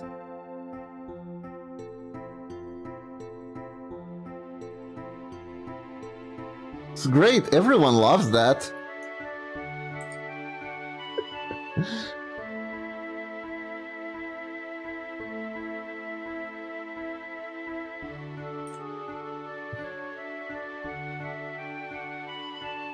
Everyone knows that technical victory is the best kind of victory, the only kind of victory even.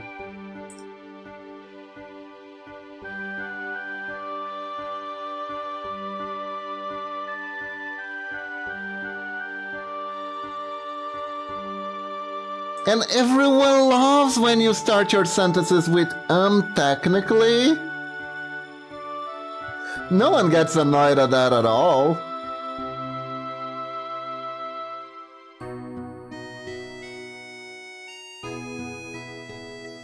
Airbud is really funny though. It is a really funny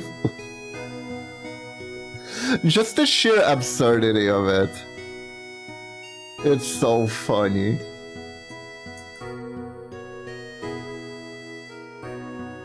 It's like, well, fuck me, I guess. Guess the dog plays.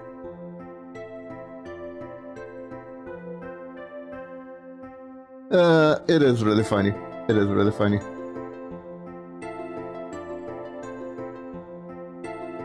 Slowly but surely.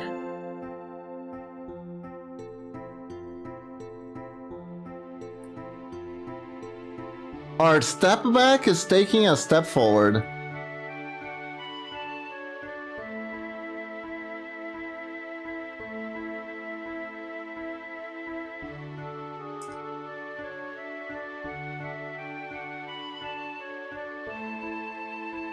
I think what I want out of this is...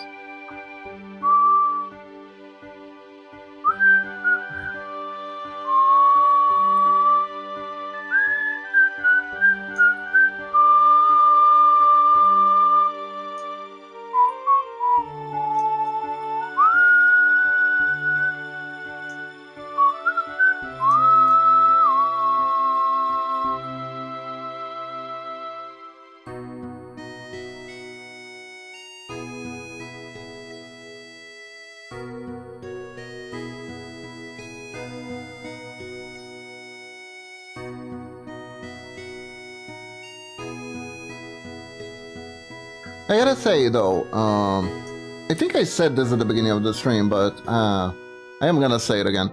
One anime that I keep really flip-flopping, whether I like it or not, what they did with anime is that Need a Girl Overdose anime.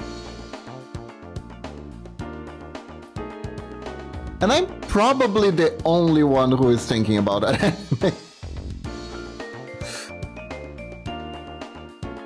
Because honestly, it feels like people have consumed that anime and they are done with it, and I'm the only one who got in late and is still lingering about it. Oh, good night, Lunatic. Have sweet dreams. Thanks for dropping by. Best of luck with your arting. Thank you. I will do my best with my arting. And when I'm done with this, I can get back to working on your request. Especially now that we finally have the tattoos.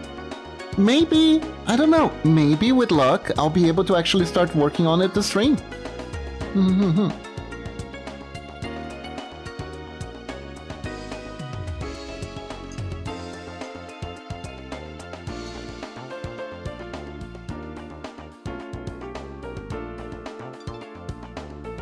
I will continue rigging on Thursday as well. Oh, nice, nice. So, are you gonna do it in the morning? I am gonna try to be there if possible.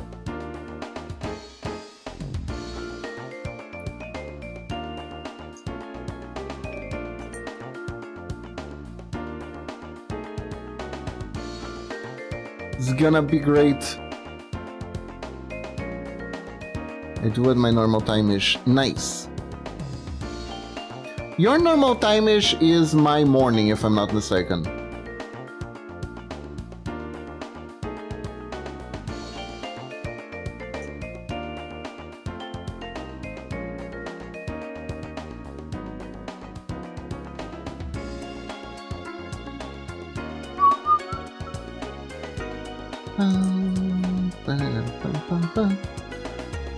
Think it may be.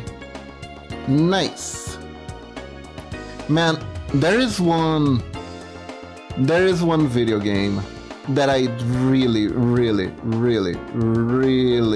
wanna play for you guys because I think it's so funny. Well, actually there are two. There are two. Oh, I see.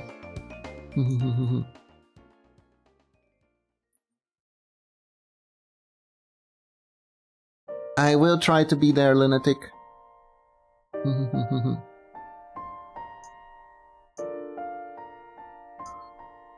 Have you guys ever heard of a little game called Art Tornalico? Have you ever heard of a little game called Art Tornalico? Have ya? Have ya?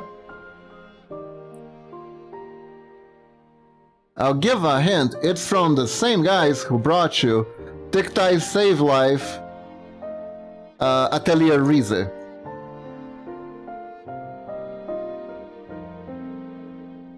That game,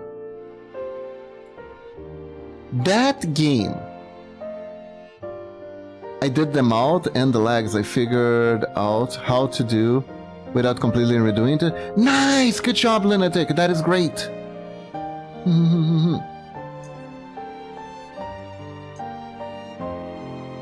That is awesome. So, Arthur Nalico, I know it's from those guys, because those guys have a running joke in all their games that if you speak to a barrel, the character will yell, "Barrel!" Bye-bye, Lunatic, have a good one. And it's not a very good joke, but it's there, always, eternally. Haunting you, even. And that game has the barrel joke, so if it has the barrel joke, it must be from that studio. Regardless. Here's what Art Tornalico is all about. Art Tornalico is about you are a dude who lives in a satellite station and you are kind of a guardian to like a high technology goddess, right? And she is currently slumbering. And one day the computer that oversees her tells you that you kind of need to go to Earth for some reason. I think there is like a resource that is missing that is needed for her to reawakening. The time of her reawakening is coming soon, and you're gonna need this resource or whatever to make her awaken, because there's gonna be like a big bad thing happening. I don't really remember the beginning, but I'm pretty sure it's something like this. The important thing is you are in that satellite place and you get booted off and you fall on Earth, right? And in this world,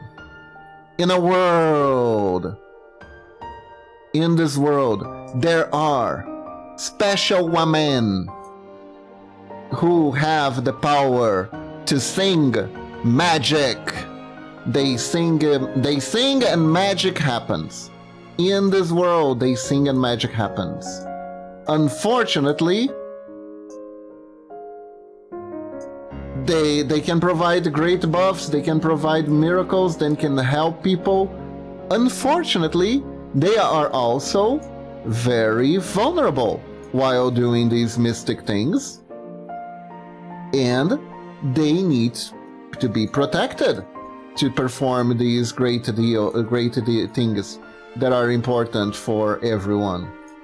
Because of that, they are treated like support characters in MOBAs. They are treated pretty much as support characters in MOBAs, which means very poorly. They're very important, but they're treated very poorly.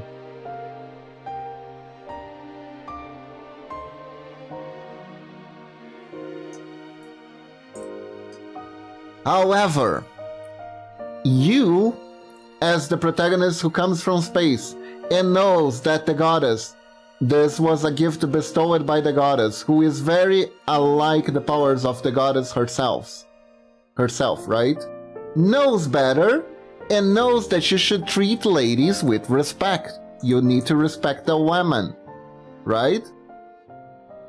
And thus you embark on a magical journey, fighting and helping these women along the way. You can only have one woman per party, one woman in your party at a time. So the game keeps alternating them a little bit. And what is great about the game is that there is a dating system, which is like unlocking intimacy with them. You unlock the intimacy with them, and when you unlock the intimacy more, you can they can become more powerful.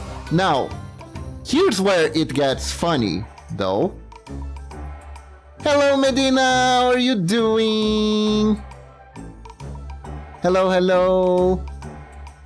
I'm Dutch, since I donated some blood today, only here to say hello. I see. Also, the art looks kibatastic. Thank you. We're working on it. Look at this. Look at these sword swings.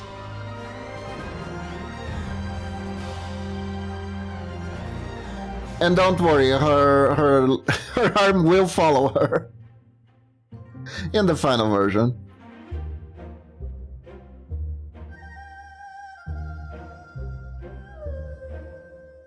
They look great. Wow, her jiggle is also great. It is.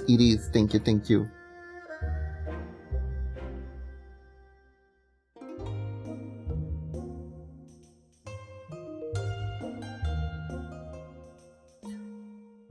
Good jiggle is important.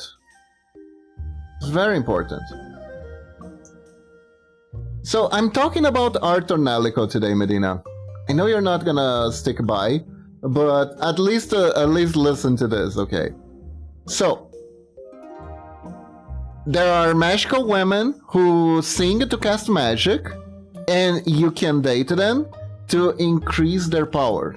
However, there is also a very important step that you must do with them in order to increase their power, and this step is very important that you can only do when you raise their affinity with you and they consent to it. You have these magical crystals that you can insert on the back of their head, right? And this is where the game becomes brilliant, right? When you insert the magical crystal on the back of their head, they go, yeah, and blush. And the crystals are very, very hard to get in there. You gotta really jam it. So you're there, you're trying to put the crystal in the orifice where it goes on the back of the head. And she goes, yeah, be gentle. Okay, we put orgasm crystal in her skull. Yeah, pretty much.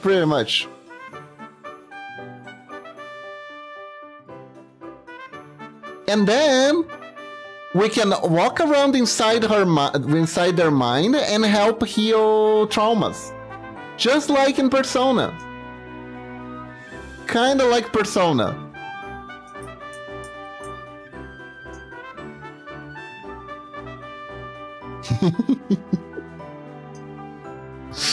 It's really funny. It's really, really funny. It's really funny. There was a... Oh my god, so we can outfuck her trauma, like literally? I am in. I know, right? This is like a PS2 gem. Unfortunately. I don't know. I still need to check GOG to see if they have it. I wish they did. It's called Art Ornelico. There are 2 games in the series. There's Art Ornelico 1 and 2. they were like, you know what? This story about inserting the crystal in the girls, that deserves a sequel. That deserves a sequel. That definitely deserves a sequel.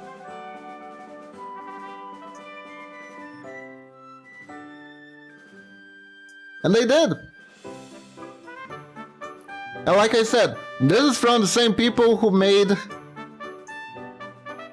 Atelier, who made the Atelier series.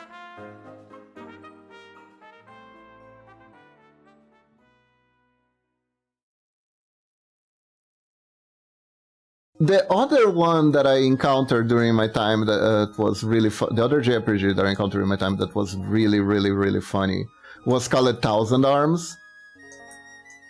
And I talked about it before. I will keep talking about it because I think it's so funny.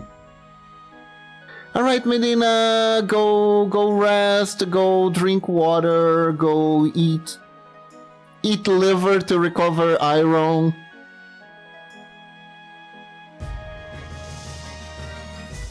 That, I believe, actually helps with anemia, eating liver. So do what you have to. And I'll see you next time.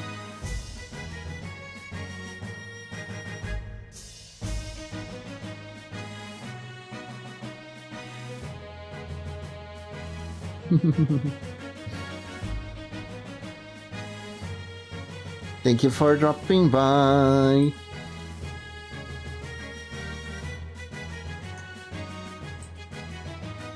Now, Thousand Arms was also a JRPG dating sim,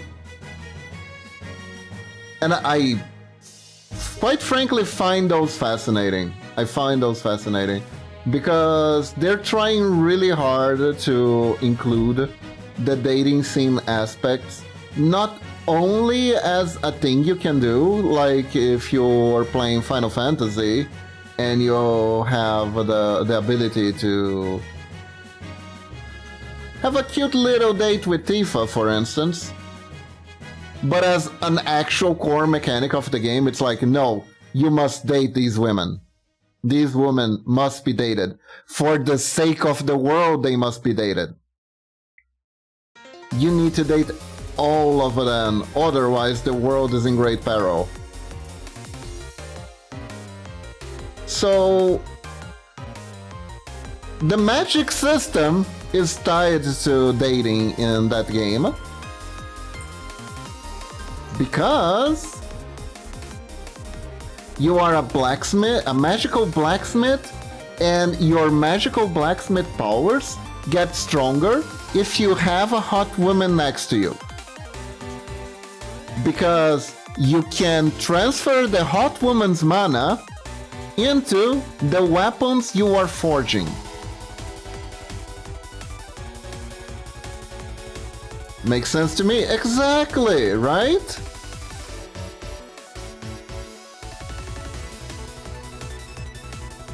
Exactly. So, you need to go on a journey to date as many women as you can. And each woman has an element of affinity.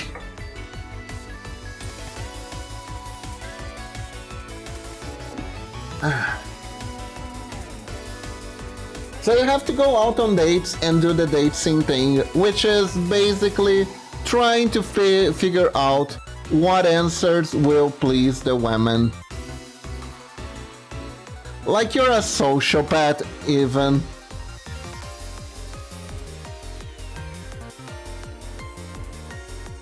Because you're just there for the bonus, the faction bonus and stuff like that. Which is a little bit like, ugh. But you know. And you can date many imaginative, amazing characters. Like girl with way too many ribbons. The bikini Amazoness with blonde hair and a eye patch. Girl who likes to wear seafood as necklace? No, like, really. Yeah. There's a character. That's a girl. That has pretty much a seafood necklace. She has clams. Her necklace is made out of clams. I don't know why. It just is.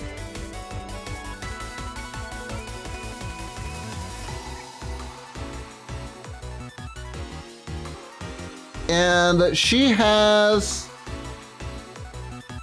a personality trait. Her personality trait is Kanedere. Do you know what a Kanedere is, chat? Do you know, my ninjalings, what a Kanedere is?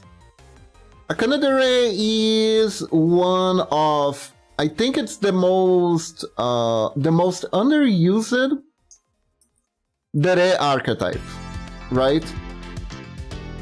Now, if you're like a very big weeb like me, you probably don't need introduction to the Dere archetypes.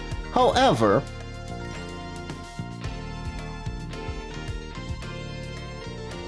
for the sake of clarity to anyone who might be joining us, the Dere archetypes are like girls' personality archetypes that have been observed throughout the years in anime in Japan. And they're usually more or less related to the stuff that the way the girl acts, right? They're nice personalities, exactly. So you have the Kudere, which is a girl who is shy and nice. She's very shy, very nice, but she isn't really able to show her emotions very well. So she has a very monotone voice usually. It's a very soft but very monotone voice, and it's hard to infer what she's actually thinking. Her main allure is that she is actually a really good girl, but she might be seen a little bit intimidating because of the way she acts, but she is very, very sweet actually. Then there is the tsundere, which is the classic. The classic, when you talk about deres, that's the one that everyone thinks about. The tsundere is the girl who starts out apparently not liking you very much, but then it turns out that she actually really likes you, but she has a lot of trouble coming to grips with the fact that she likes you.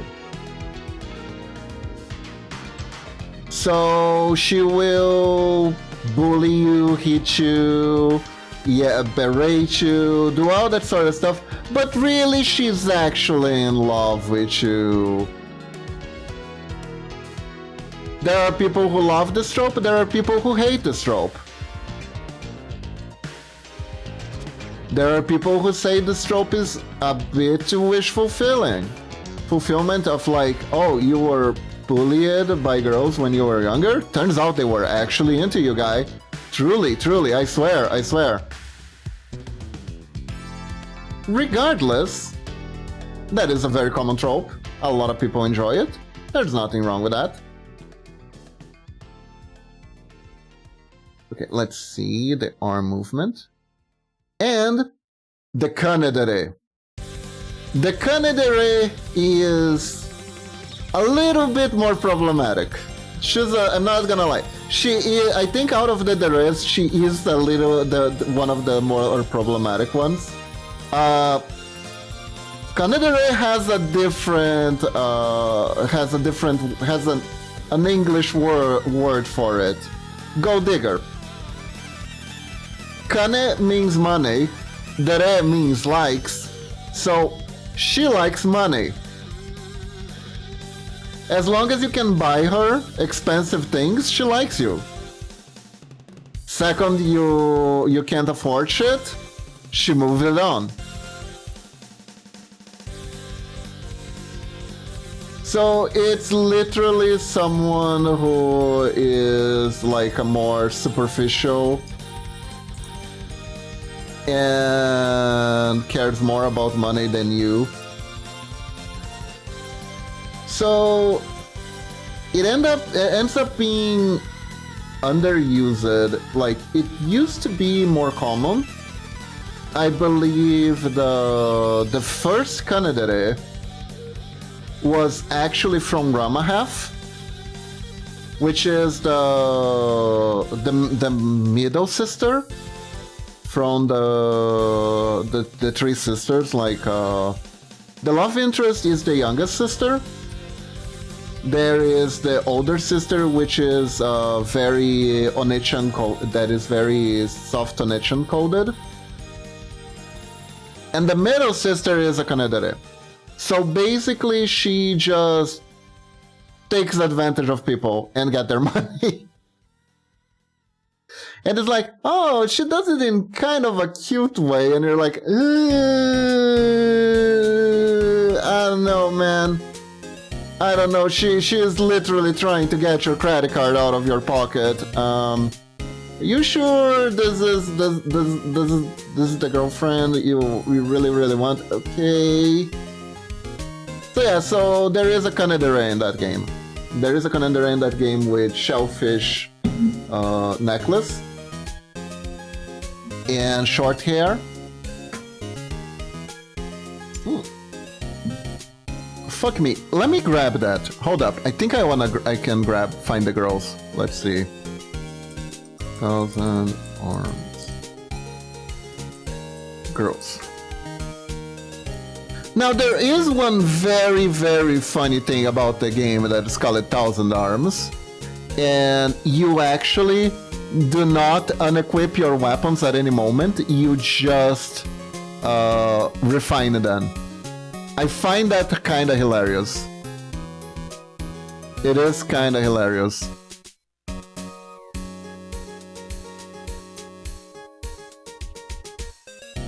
Okay. Can I find a good picture? It's kinda hard to find a good picture, actually. One that has everyone is a little bit hard to find. Open, imagine a new tingles. Yeah.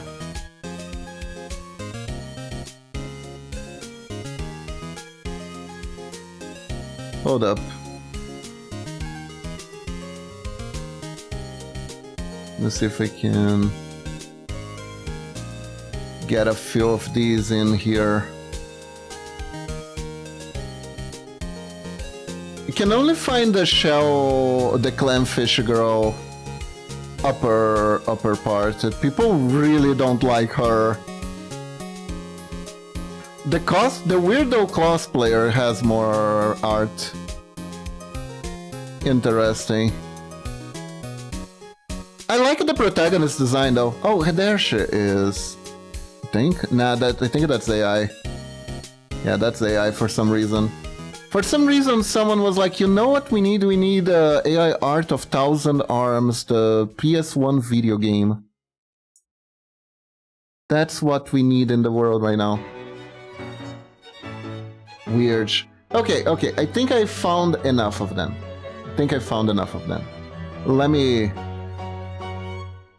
Let me show what we're dealing with here right now. This is what we're dealing with. So, this is main girl.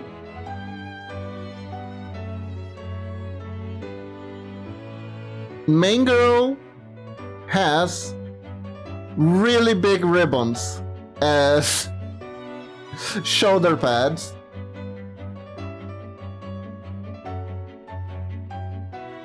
It is a design of all time. It's not that bad, it's not that good, it's very animal. It's very old. She has the Christmas balls, earrings here. And you can kind of guess the personality by the design. She's the pink girl. She's very girly, she's like kind of ginky. She will look at the protagonist disapprovingly when he becomes lecherous, and will be noddingly approving when he does good things. Basically, very forgiving. This is the Kanedere. She has really short hair, and she has these metal clamshells on her clothes for some reason, and she is also kind of irrelevant because her main affinity is wind, but every one of the optional datables that you can find in specific towns is also wind, so there is no reason to main her. You can just take any of the side holes and get the same benefit you would get from her. Then you have the other main character, female interest, which is the Amazoness girl with a big hammer. She has a big hammer. She is an Amazoness. If you prove that you're stronger than her, she will follow you, and that's her personality. This game isn't that deep. I'm not entirely sure how you make a dating sim that is very shallow, because 95% of it is like playing on the characters, but here we are. Then, one of the side dateable characters is the cosplayer. Oh my god! She is nerdy and clumsy, but if she gets into cosplay, she becomes a total badass. And honestly, I don't remember much about her. I remember that going on a date with her was kinda weird because she would have a very sleepy persona, so she would be like, skies are blue, violets are red, and then she'd turn into her persona out of the blue and become completely wild. So it was kind of like dating two people at once, in a sense. And this girl.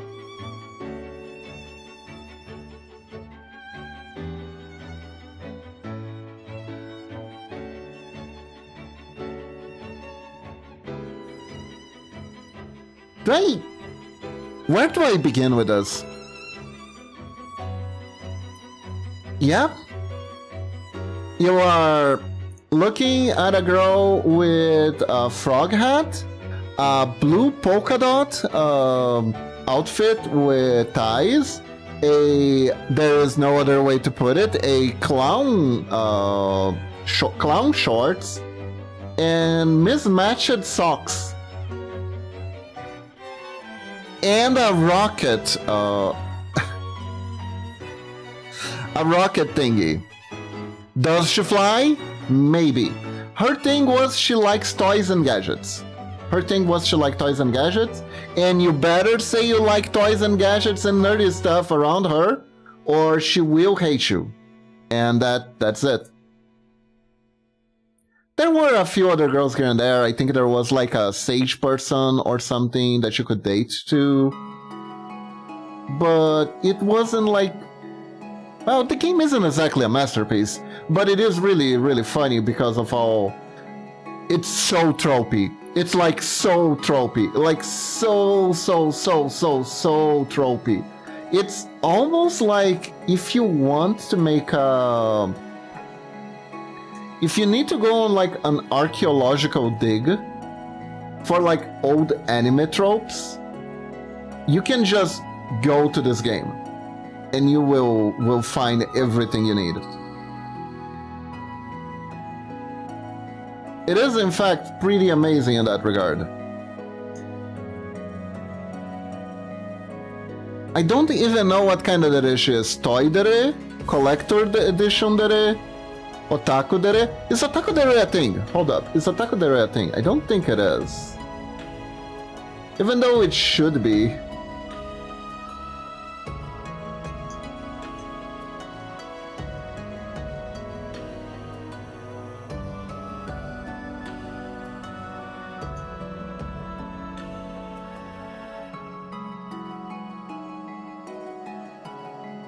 I kind of wonder, is there a kusodere? There probably isn't a kusudere. It would be really funny if there was a kusudere.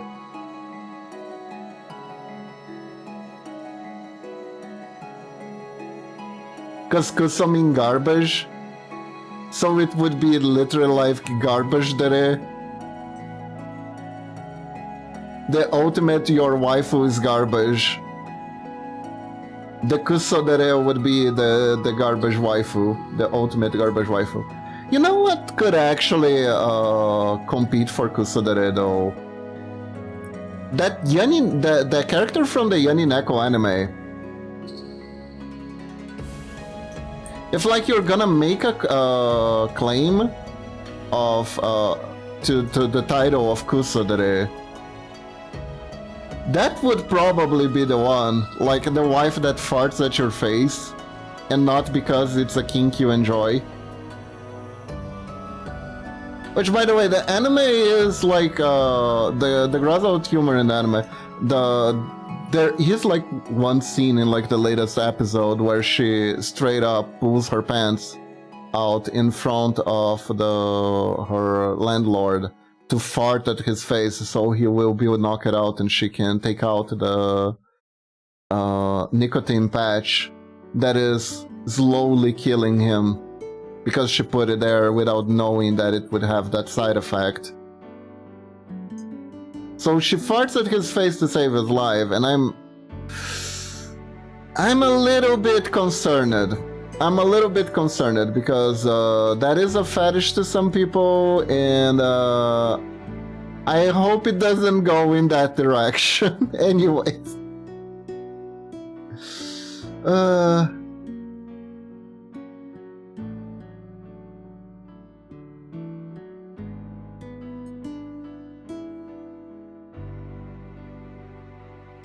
That anime is brutal, by the way. Reminds me a little bit of Yokozo and HK, where regardless of it being right about stuff or not, that is not what I necessarily would argue. It is trying to convey a message in the most brutal way possible. Like, not pulling punches whatsoever. Do you guys know Yokozo NHK? Welcome to the NHK.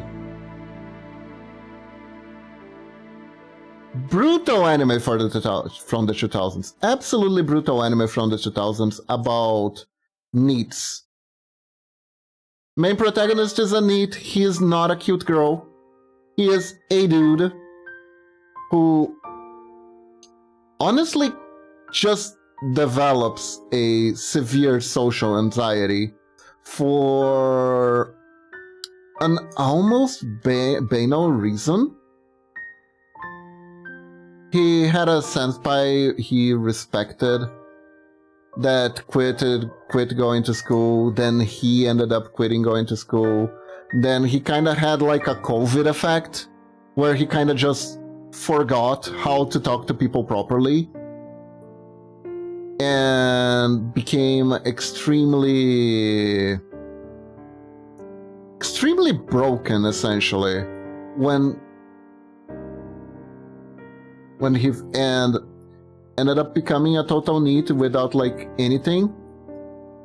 Then he starts slowly opening up to people who are around him, but the people who are around him aren't great people, so it doesn't really, he doesn't get the help he needs.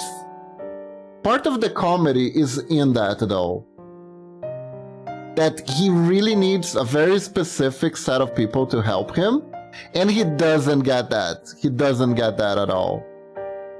Like, there is a very cute girl who he kinda idealizes at first because she's apparently Christian, right? Good Christian waifu. And she, out of nowhere, takes an interest in him. And it's like, I'm gonna fix you. And this is like a very anime-esque premise, where like, the magical girl, the magical girl who can fix all my problems appear out of the blue, and she is gonna make things better because she sees that there is something special about me in general. Then it is revealed that the main reason she wants to help the protagonist is very ego-driven. She has some uncertainties about being a good person herself. So she figured if she can help someone as trashy and as useless to society as she says that with these words to our poor protagonist. If she can help someone who is as trashy and as useless to society as Anit, then she will have achieved good personhood. So her helping him is really all about herself and nothing about him. And does he throw her off after that? No. He still needs help. She's all he's got. Can't throw her away, really. Beggars can choose. So you have her. You have you have an otaku character who is basically taking a sabbatic from his life because he is actually, his parents have laid out his life for him, essentially. They have arranged everything. He has an arranged marriage. He has a family business. He's gonna take care of a farm. Everything is already settled. Everything is already settled. But he's like, man, fuck that. I have dreams. I want to try to do something on my own. I don't want my parents to decide my entire life for me. I have dreams. I want to make an eroge. And I want to show it off at Comic-Con. So he takes a year off to try and make an eroge all by himself. And he kind of recruits our neat protagonist because our neat protagonist is laying home all day anyways. So why not? Help me out, will ya? Do work for free for me, please. And he does. But it's like, but then when we're big, successful, and hot, I'm gonna share all the profit with you because you're my guy helping. And honestly, I kind of love that character. I kind of love their dynamic. They are such bad friends to each other, but in such a funny way. Now that I think about it, this anime is almost like It's Always Sunny in Philadelphia. It's Always Sunny in Philadelphia. The anime.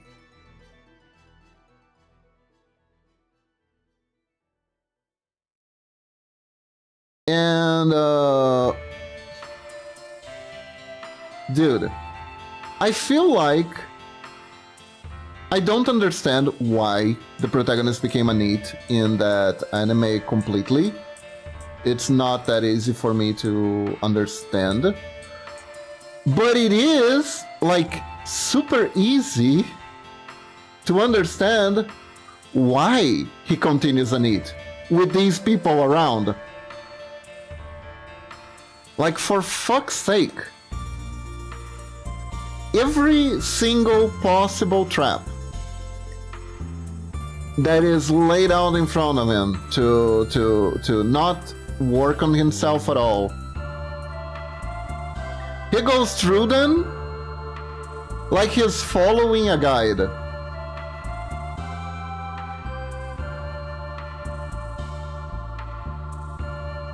Dude goes from self-termination forums, which, by the way, is all thanks to his senpai, because his senpai is has crippling depression, and decided to take it to the internet and share it around.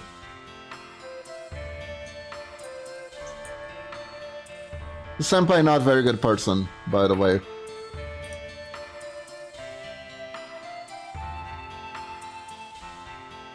But then, yeah, he almost jumps too. It's scary. It's scary. Then one kid is like, "Oh, you're a NEET and you're having trouble? I have an idea. I heard that if you play enough of this MMO, you could farm rare items and sell them on the internet. That way you don't have to ever work." And that works out about as well as you think it's gonna work out. He gets catfished. He gets catfished.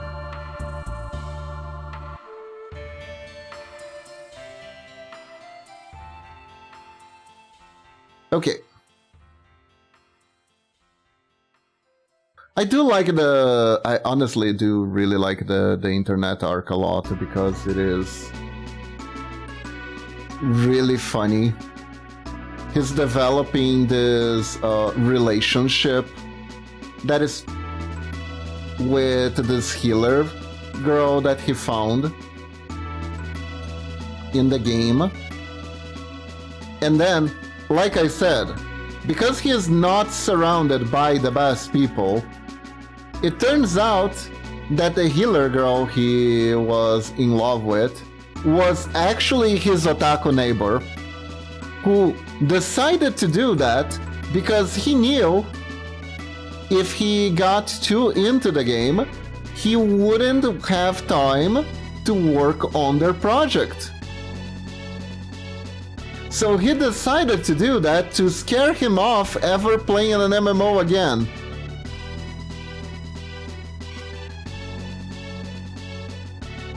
So he emotionally manipulated the protagonist because of that.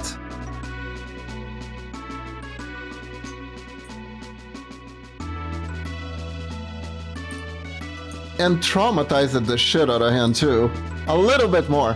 Like I don't know.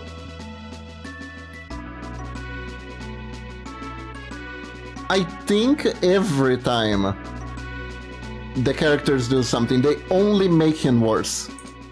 They only make him worse.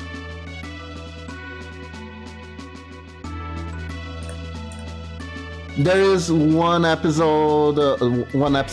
arc.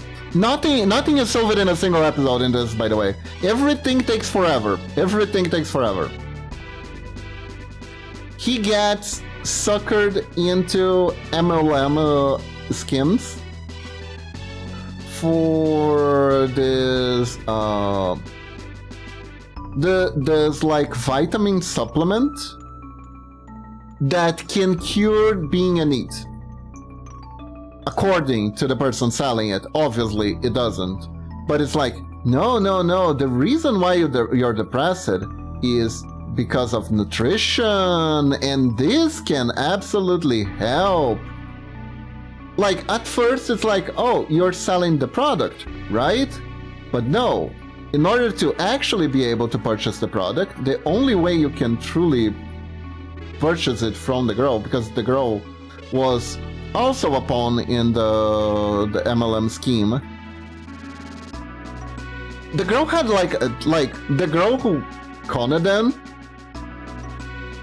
she sucks, but she didn't do it out of a bad, she didn't do it out of malice. She did it because she needed money for helping pay for. She was taking care of her brother, who had become a NEET, right? So that was kind of the theme, where she got conned by the thing that was selling a solution for the problem of NEETism, I guess, and it was just a trap. And she ends up having to calm someone who is in a similar condition to her brother, which is extremely fucked up. She's an extremely fucked up thing to just happen in general.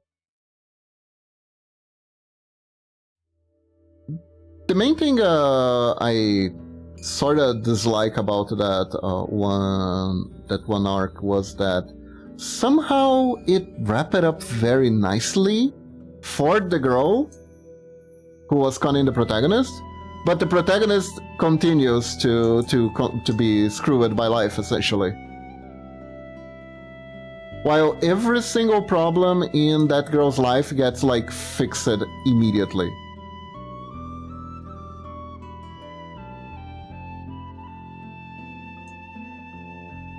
To points of it being kinda laughable.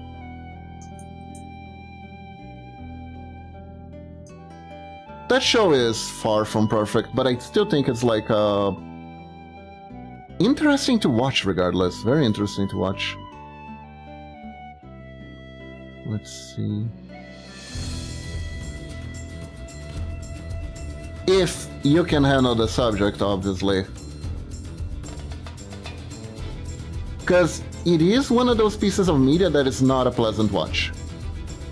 It's not like, oh, I came home from a really rough day at work, time to enjoy the adventures of my favorite anime. Welcome to NHK. Don't do it. Don't do it. Don't. No. Look at me. Look at me. Don't. Not like this. Not like this. If you wanna watch it, you gotta prepare yourself mentally. Gotta psych yourself up, you gotta know what you're getting into. It's gonna be kind of funny, but it's gonna be very dark humor. Not for everyone and not in every circumstance if you're going through like any rough times. I'm not even entirely sure if it's a good idea to watch if you're going through similar things than the protagonist, which is kind of a weird thing.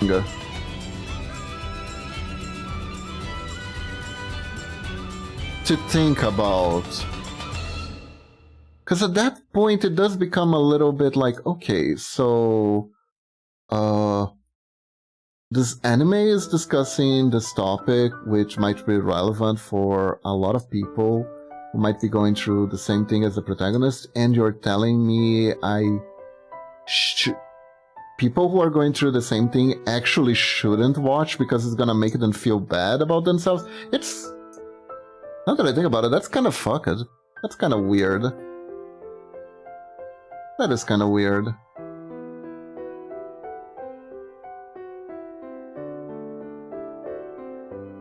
But at the same time, yeah, kinda.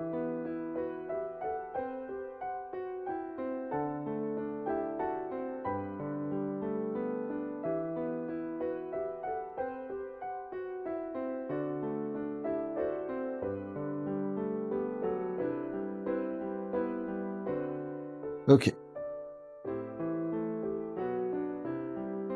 I think I wanna add a shadow here too.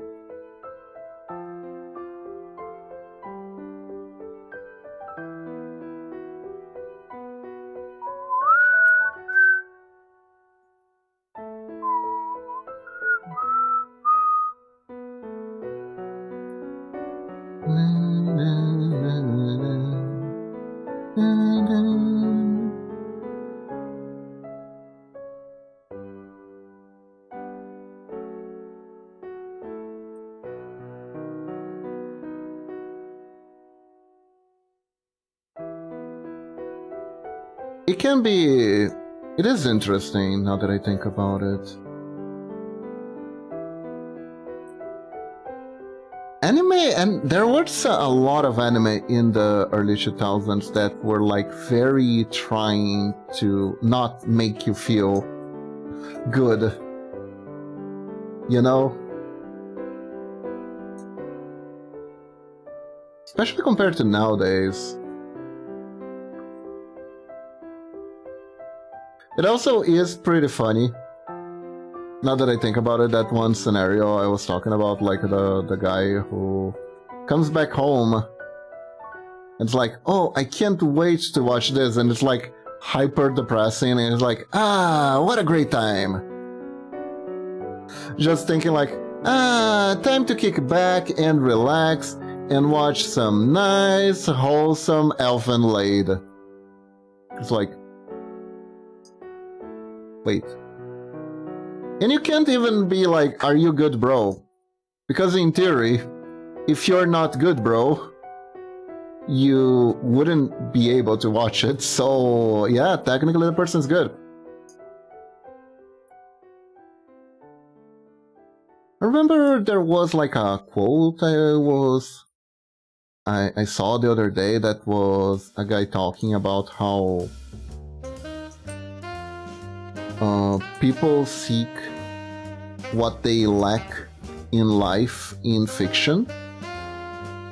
So if someone loves depressing stuff, theoretically, by that logic, that means their life might be going a little bit too well. Like depressing or like horror stuff.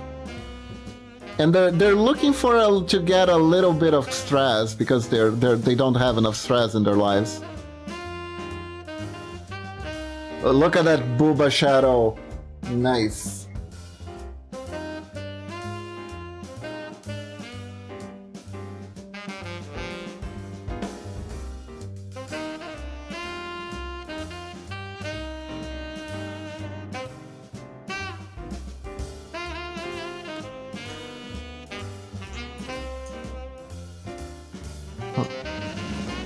Here we go.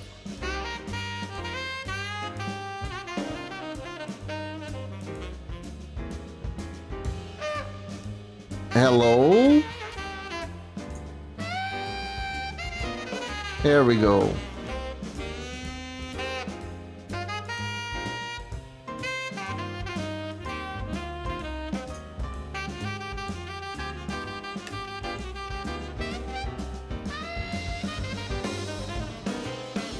Okay, so I think we can add a little bit more spunk to the hair, particularly this part here.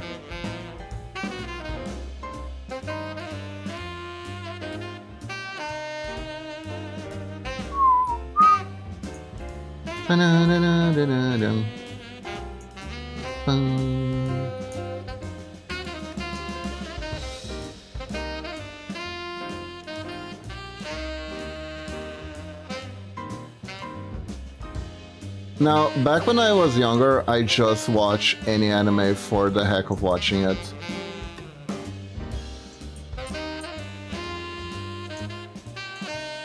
It was a little bit of oh, this is anime. This must be good because it's anime. So I literally just watched anything. Anything you throw at me, I'd watch.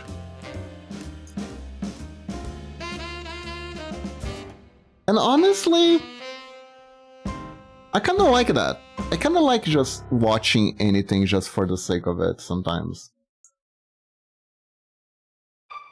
You gotta watch a lot of different stuff in order to like form good different opinions, right, on stuff.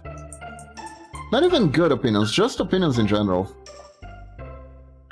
It's that thing of like consuming art, consuming media, but trying to learn learn and reflect on what you're watching is like a really good thing to do. It's something that is a little bit lacking when it comes to like watching, I don't know, videos on the internet, maybe even streams.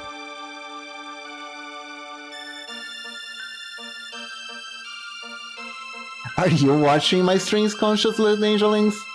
Are you paying attention to what I'm saying? Are you going like, I don't think that Wolf knows what they're talking about that well. I don't know. Maybe that was a bad take.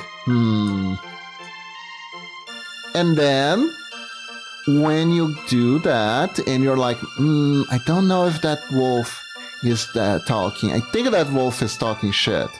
I turn into this form, get really, really close to the screen, and I do this. And you forget about what you were thinking about this telling me that I'm wrong and everything like that, and everything becomes good again. Exactly. Perfect. Blah, blah, blah, blah, blah, blah, blah, blah.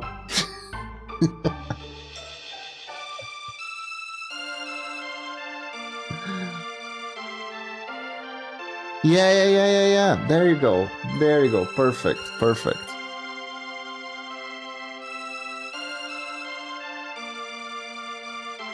It's good to be shameless. It's really, really practical. I'm kidding. Honestly, I love having open conversations with people who like different things that I do.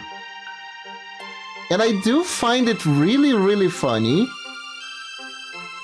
how there are a lot of times when you're talking to someone who likes something you don't. There are a lot of times where you will actually agree on things about the subject, but the reason why you don't like something is actually the reason why the other person likes the thing. That actually happens way more often than you would think. And that's precisely that kind of situation where you realize that it is just a matter of taste. It truly is a matter of taste.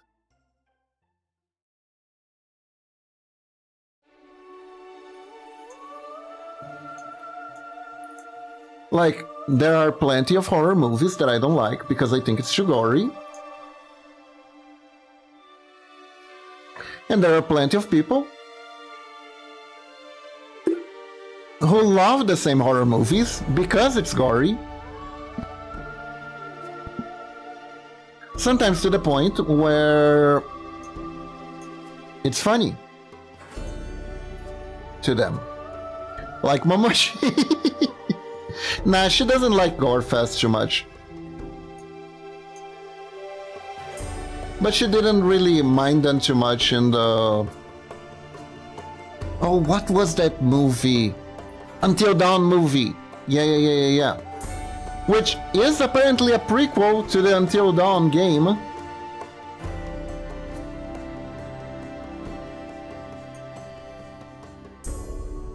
Which is crazy.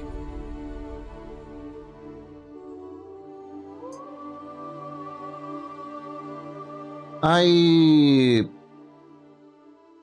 like the story of the movie a lot. So true, Brasty. Indeed. I thought so too when I was going into it, Super Fudge. I thought it would be the same story as the movie, but no. It's actually a different story that happens with different characters, not the movie characters. Not the game characters, my bad. The movie characters aren't the game characters. There you go. We got there. And yeah, it's a whole new thing that technically happens earlier and gives a different explanation to the Wendigos.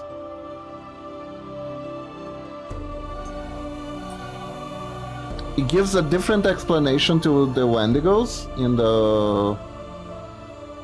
But I don't know how canon it is. There is like some weird Silent Hill shit going on in the story of that movie. So there are some things I didn't quite follow through. There is this one scene. It has time loops in it though. It's really cool what they did because they pick it up game element, which is the fact that theoretically you could rewind the game and play it again in order to figure out other routes, right? And when you're trying to figure out what the best route is for the game to end. And they turned that into a time loop. So the characters keep dying, but they keep getting time looped and reset. And there's this big part of the movie where it's just them going, when will this end? Why are we gonna die like this? I don't wanna die this way. And then they exploded into maggots because the water is infected with very fast procreating parasites. Or something.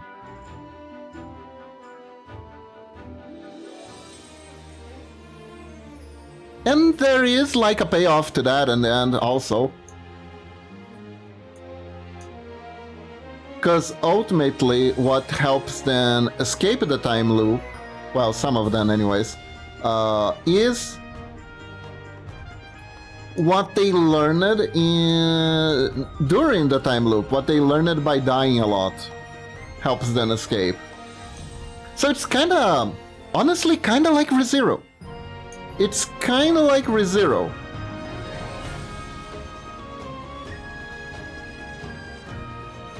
Interestingly enough, it's kinda like ReZero. Where the characters continually fuck up until they get their shit together.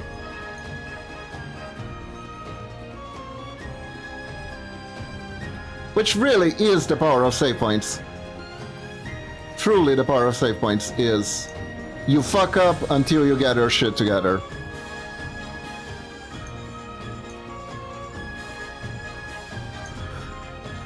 And I mean, think about it. Haven't you actually done that a lot in video games? Every game is ReZero, it all makes sense now. Ah!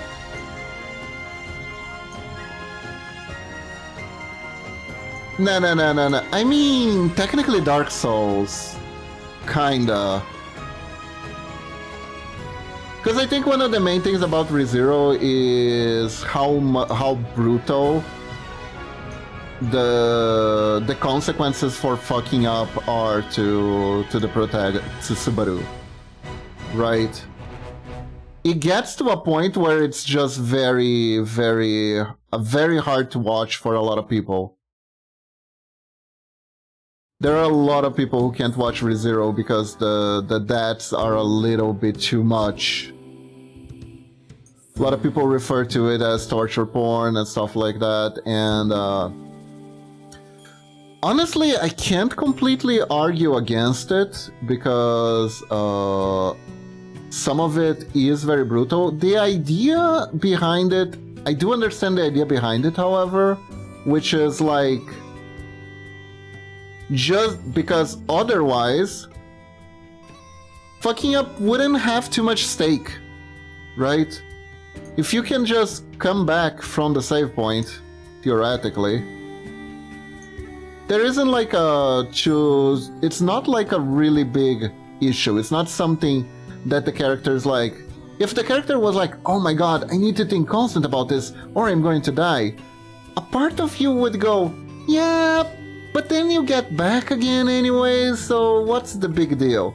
And so the author probably saw that coming and was like, oh, you wanna see a big deal? I'll show you a big deal. And then there is that and Subaru like gets his head grabbed by a giant dragon that corkscrews it out of him, doing like splishy splash sounds, and it is the author's like, there you go.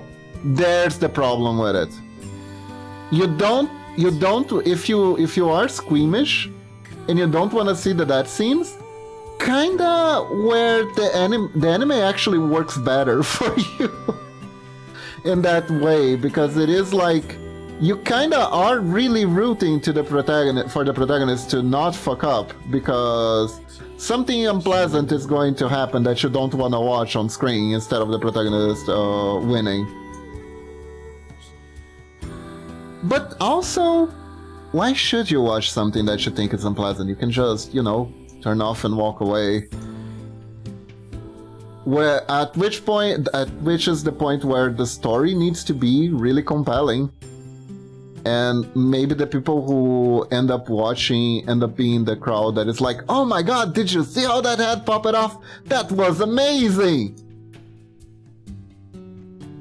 Now that I think about it, this is why I think this is why hyper-violent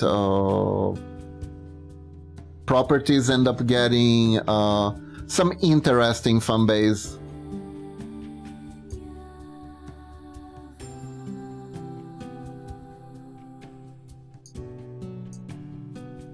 And honestly, like what you like, more power to you, but I still think it's really, really funny that the Danganronpa fanbase likes to make tribute to their the way they show their love to their favorite characters, is picking the characters that didn't die in the game and making custom execution animations for them.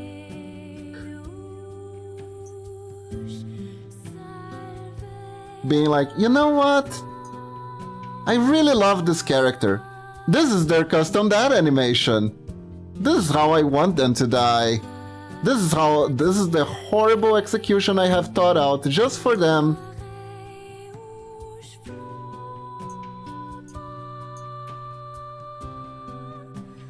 Which, I mean, the executions are flashy and sometimes rather creative to the point of being kind of funny.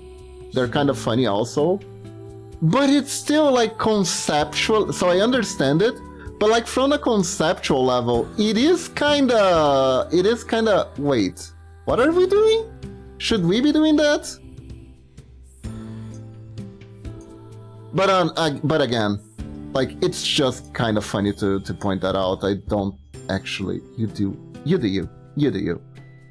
And honestly, some of those are really well made. They look like they belong in the video game, so you can tell the person was very passionate about doing that. And for any number of reasons, maybe they're like, hey, look at me! I don't remember the publisher. Anyways, look at me, guys who created Danganronpa. If you hire me, I can do the fucked up shit that you guys do really well too. You know?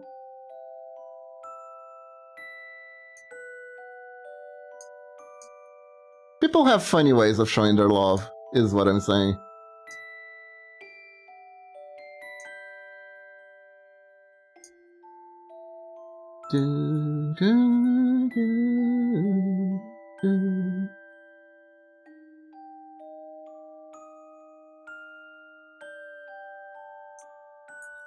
It is not a very traditional franchise, so it's not gonna have a very traditional fan base.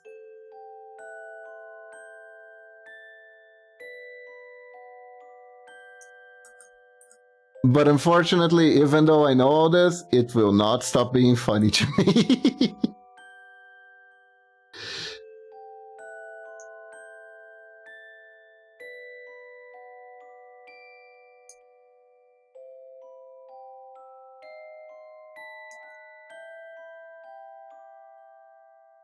I do also slightly think that it bothered the creators of the game a little bit too.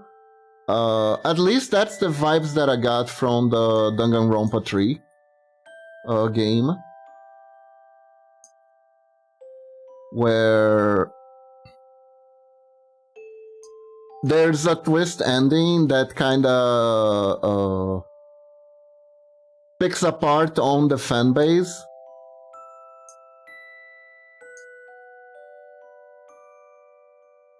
With like an interesting... Do I spoil Danganronpa 3? Does anyone care? Raise hands if you care for Danganronpa 3 spoilers, please.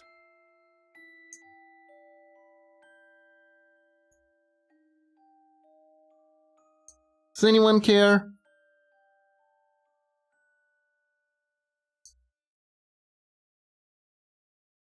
So... basically what happens in Danganronpa 3 is there is a death game, there is a weird foreshadowing where every character looks normal instead of looking like a Danganronpa character.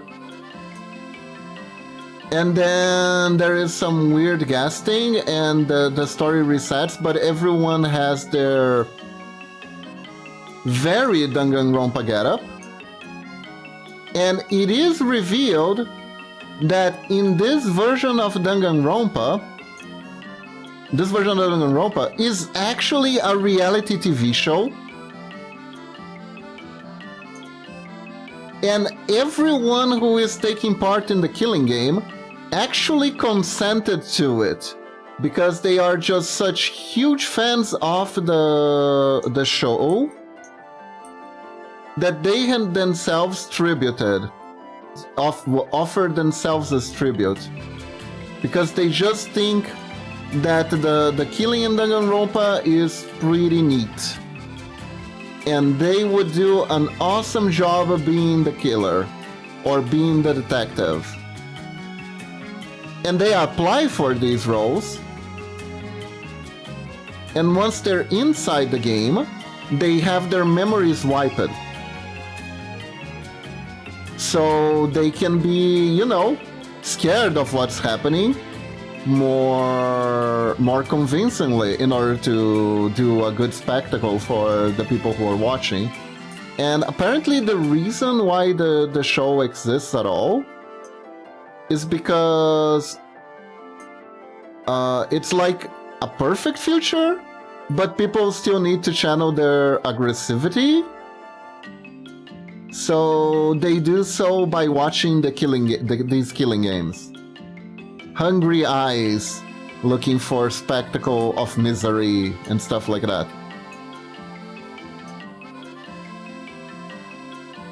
So yeah, and there was also a joke about Danganronpa having more sequels than Final Fantasy. So there was like a guys, we don't want to do these anymore. We're so done. We're so done with these. Please let us die. I mean, retire. And then they did a mobile game anyways. That was Danganronpa, but not in name.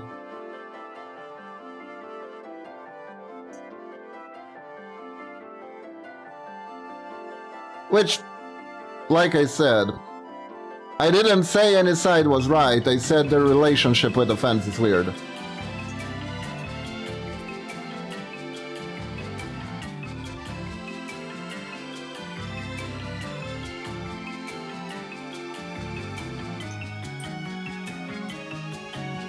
So, you know.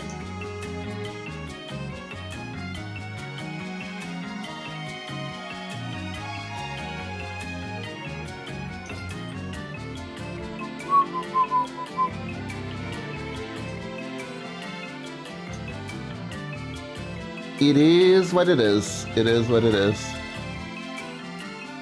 But yeah, so everything was set up. It's all a show.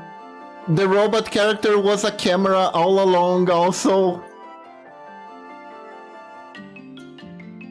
Yeah, there was a robot character, by the way. There was a character that acted like a mastermind, and he talked about lying and the power of fiction and stuff like that.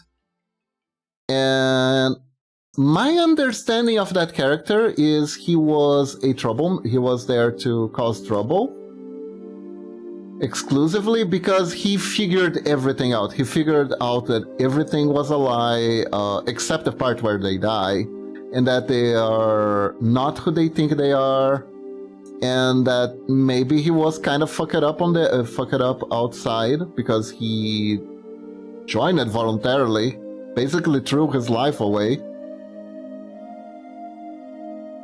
out of boredom. So I don't remember what his deal was. What was like the main conclusion about the character. But he was there pretty much to be confusing. He was there just to be confusing. And a little bit of a red herring I think it does help at the end. And the final climax of the game is literally the characters who are being a part of the game pleading to the fans to like, guys, haven't we had enough? Shouldn't we stop this? This is fucked. This is kind of fucked, you know? Keep going like this, kind of fucked. Well, that was the finale. That was the finale, was trying to convince what looked like Twitter to like, you know what, maybe let's tone down reveling in other people's miseries. Maybe let's not do that. Maybe let's get a hobby. Maybe we try knitting, you know? Knitting is cool. Maybe we should try that.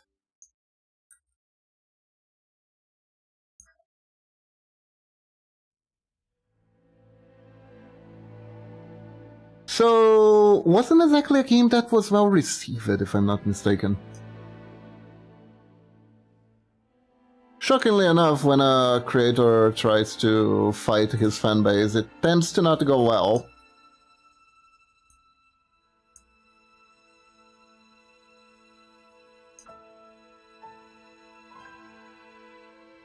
And then they release a Mario Party HD version and a remake. Yeah, exactly. And then you're just confused. And then you don't know what's real anymore. You're like, was this a marketing stunt? Maybe this was just a marketing stunt. I forgot about the Mario Party game. But wasn't the Mario Party game on 2? On the second one?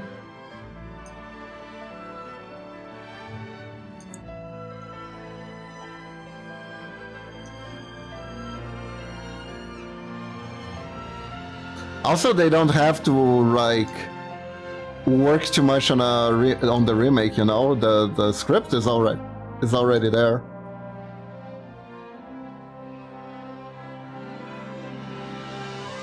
The Mario Party games with all the characters, really?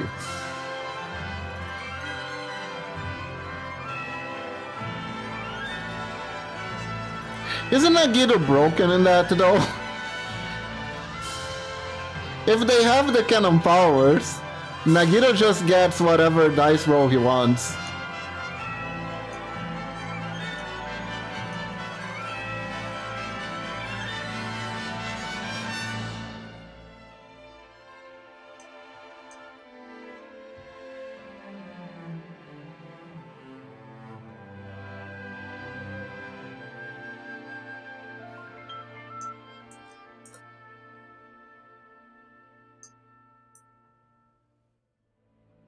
I guess they don't have cannon powers.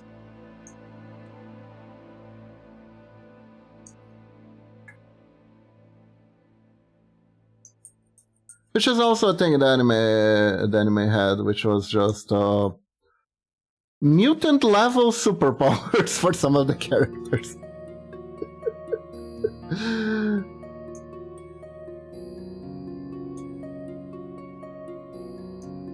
But technically most characters are dead, so yeah.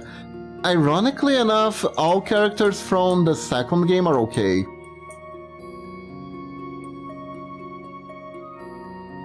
Most of the dead characters are from the third game and the first game, now that I think about it.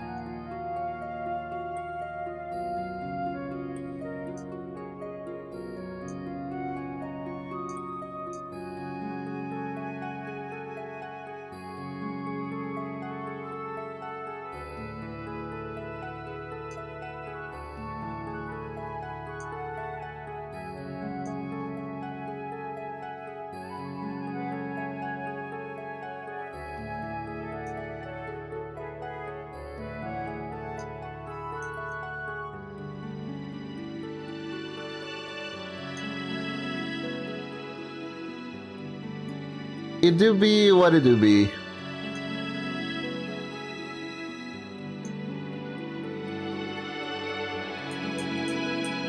But yeah, Danganronpa Danganronpa is an interesting one. Danganronpa is an interesting one.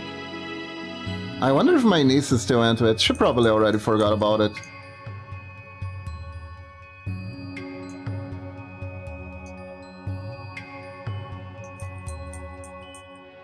She probably already forgot about it. Children that age, like, get really attached to something and then, like, immediately move on. Or they get attached to it their entire life. It's very 5 or 50 when it comes to like 13-year-olds. They're either extremely fickle or fiercely loyal. There's no in between.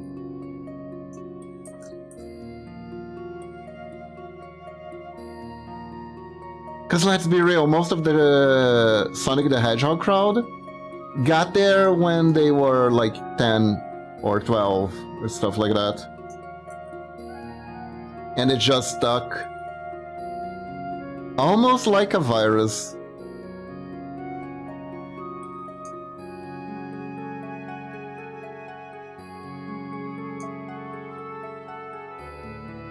Thank God I never posted my Sonic Son online. Anyways.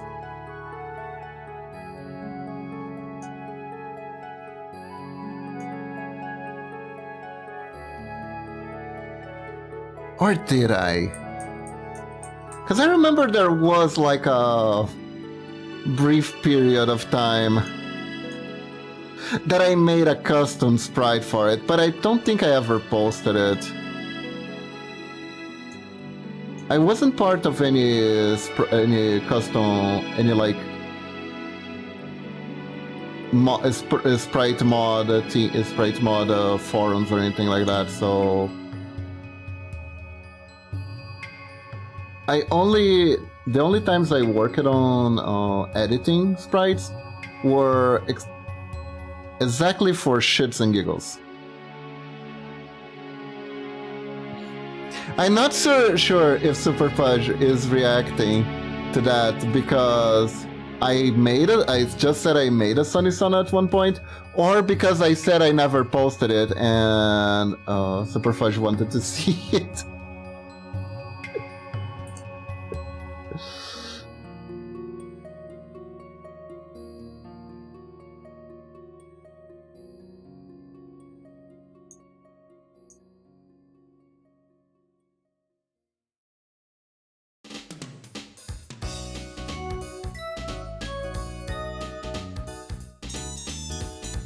If you want, I can give you a description.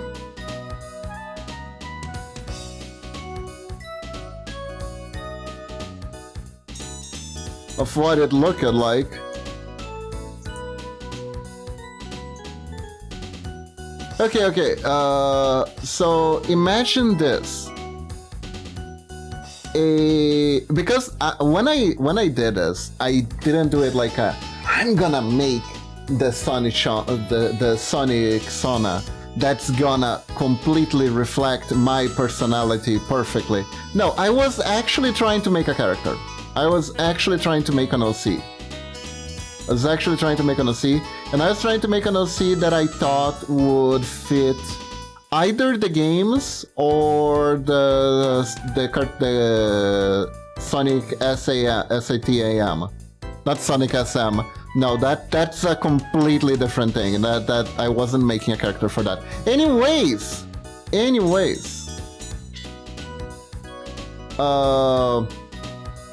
So imagine the following. Imagine a cat character, right? That has white fur, red eyes because obviously, a red cap, a backwards red cap, right, for that streetwear look, fingerless skater gloves, because you gotta give room for the claws when they come out, right? And no clotas. A little red scarf, wearing a little red scarf on the neck, and wearing a pair of red rollerblades. Yeah, the color palette was basically white, gray, and red for that character. He would wear red rollerblades because the idea was, of course, he's not gonna run as fast as Sonic, so I gave him rollerblades to justify the extra speed.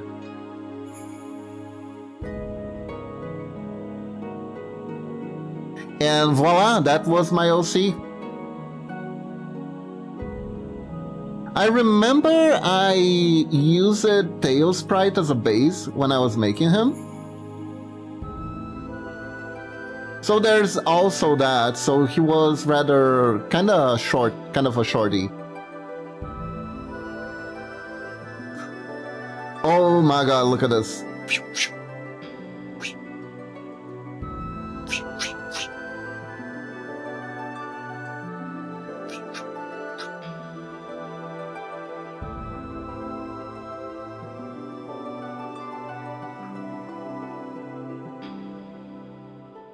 The only thing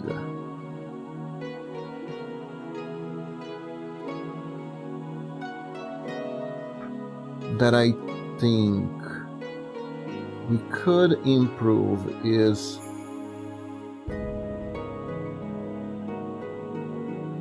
if I made a very, very light sprite of a side turn. Maybe we can use this as a mode that isn't like changes too much too aggressively. Like, let's say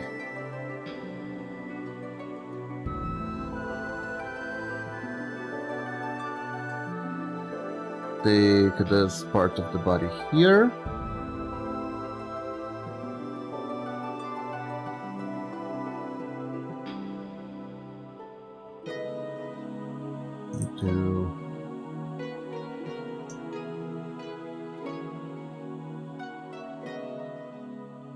Change here and here. Just like little things to look like it's turning. The head's turning slowly.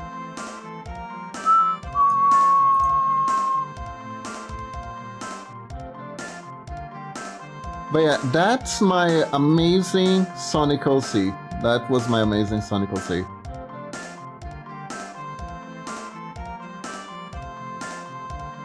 I remember when I was little, I also had a phase where I really liked to mess around with clay.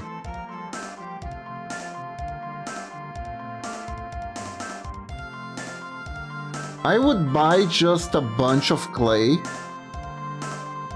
every week and do stuff with it. Just because I could.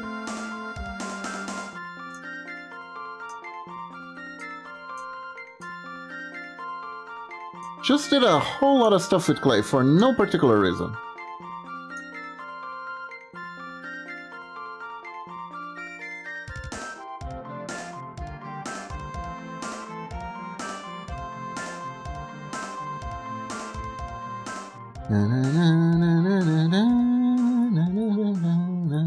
I guess I always had a little bit of an artistic side to me.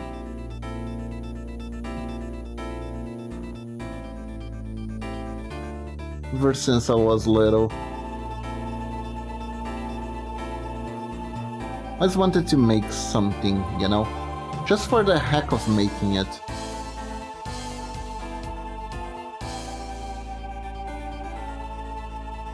And honestly, I'm glad I found Pixelart as a medium. Because I really, really enjoy it.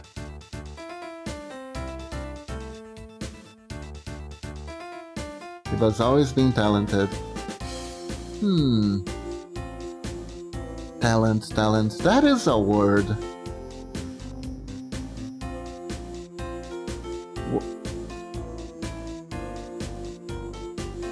Nah.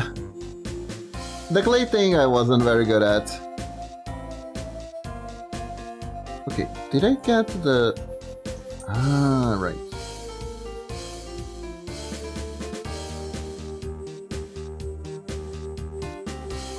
Right, like this.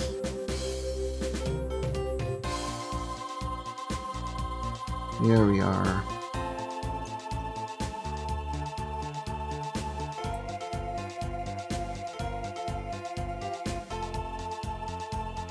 Okay. That works.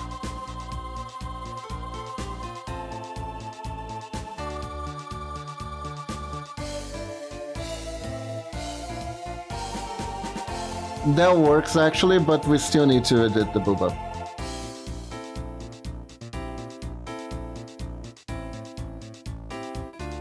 We must edit the booba.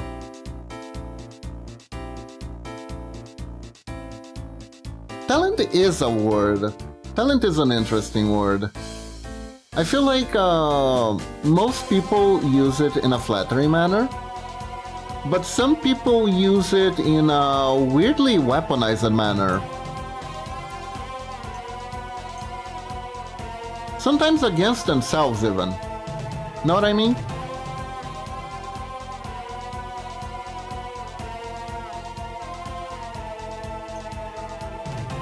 There are people who are like, oh, you don't know what it's like, you're talented, I don't have anything, stuff like that, right? Just like try to justify why they don't do something that they wish they could do.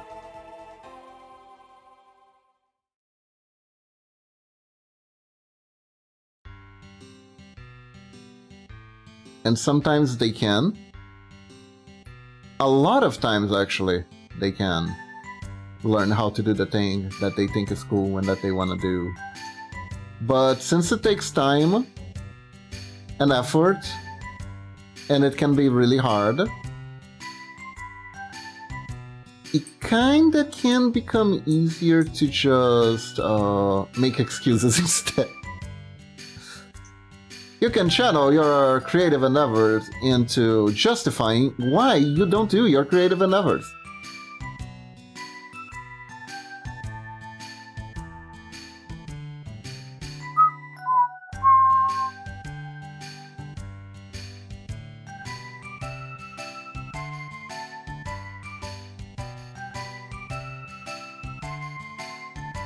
Okay, I think this is good.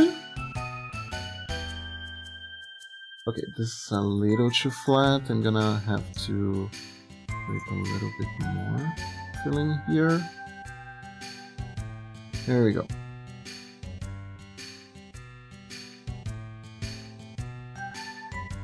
You know, sometimes, particularly in the shower, I have very, very silly thoughts. The other day, I had one such thought. I was thinking about ERP, and I'm like, how does one ERP properly, you know?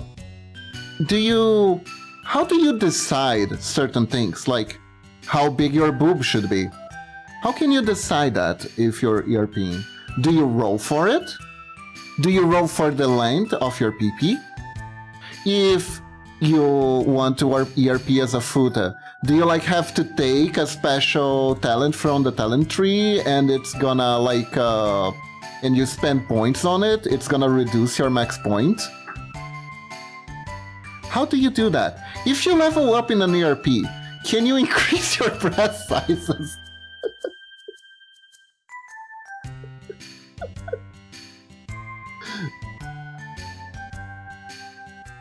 Are those people with really, really large breasts in VR chat that ERP a lot? Are they like high-level players?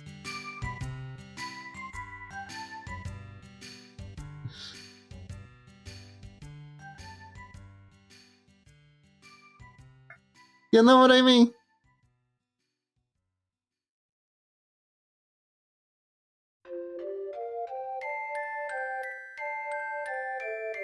I have many questions.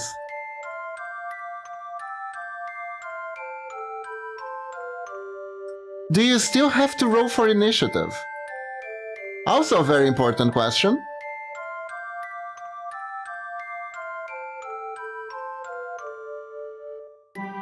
The sky is the limit. I am being very facetious. I know you just make shit up as you go along, obviously.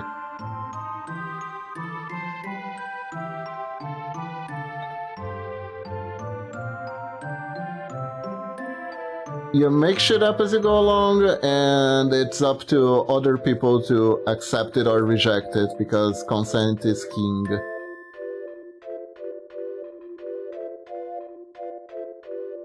But in my head, it's still really funny for there to be like a source book and like a bunch of rules and builds.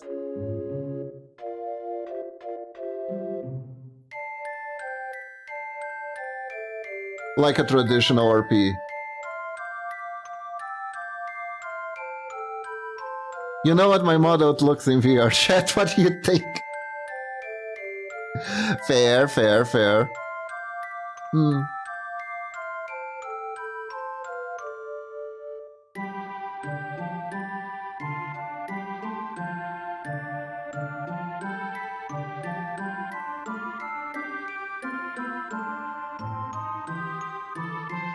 Uh,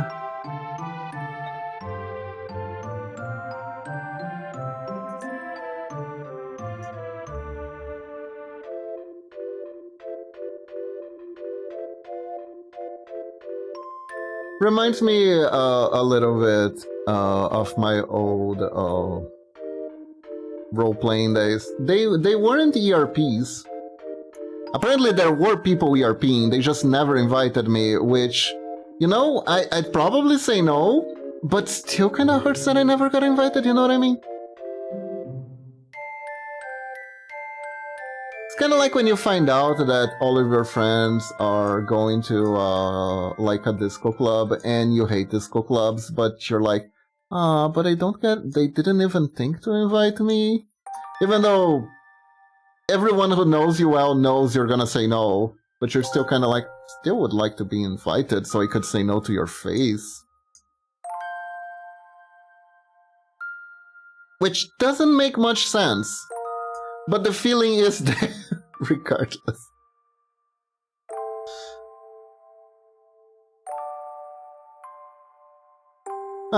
Please, let me reject you. I mean, it does, but like 9 out of 10 times they were just like, yeah, there's no way he'd like that. Let's just not. It's gonna be a waste of time. And they're probably right. And honestly, I can't argue with that because they're probably right.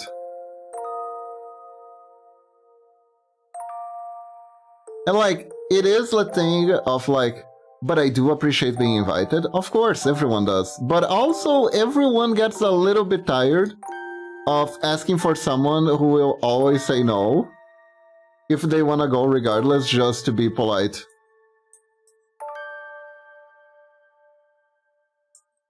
And there is also that one really scary time where the person actually say yes and you didn't really mean for them to say yes.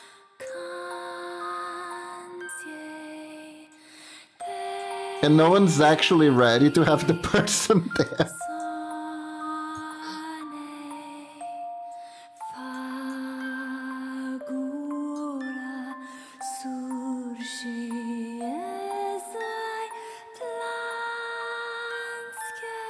And then like it becomes really awkward because it's like the person's like, oh, I didn't actually, I invited you, but I didn't actually thought you would agree.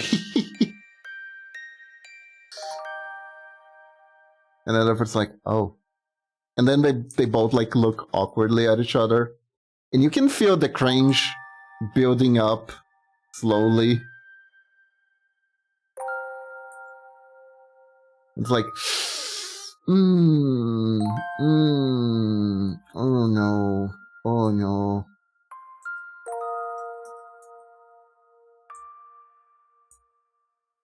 Oh no.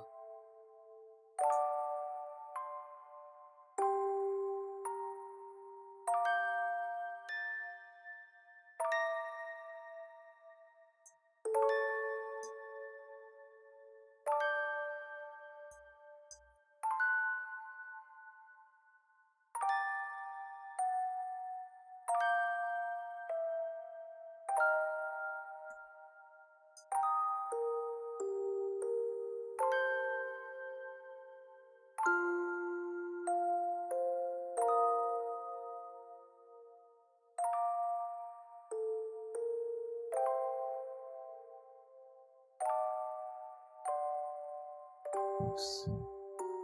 Right, there is one spot. One more spot where this particular frame is very, very useful.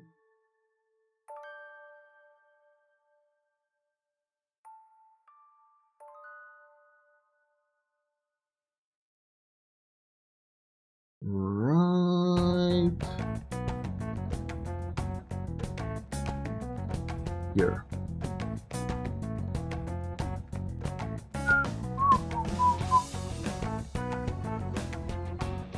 There we go.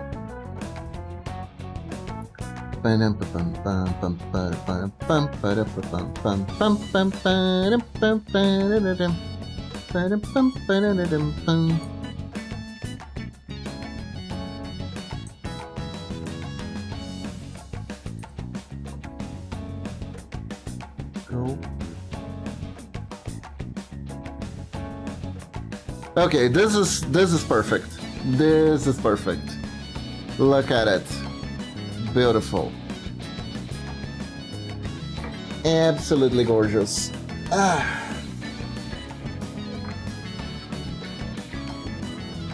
And that's...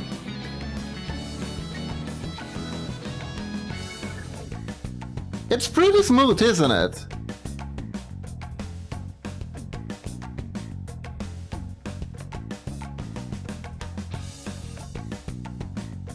Wing.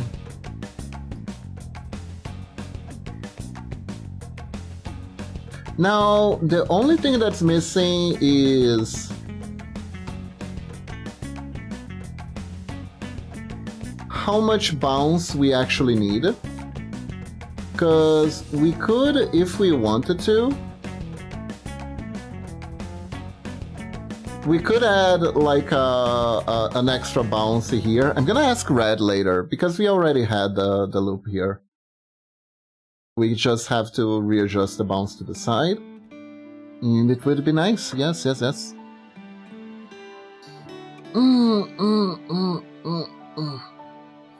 Stretch. Stretch. So... that's all the work I can do on stream on this commission. There's still a little bit more done. How much bounce? Yes, exactly. Exactly. All the bounce. All the bounce. That actually reminds me, I was looking on Twitter, and there's this person who commissions me exclusively through the email. And they decided to post all my commissions, all commissions I done for them. I done 3 so far, and they're all very bouncy. Tell you that much.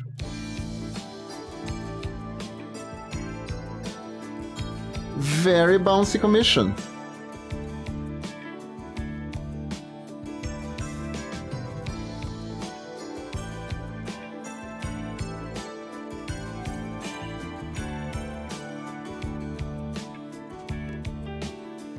This is the more modest one.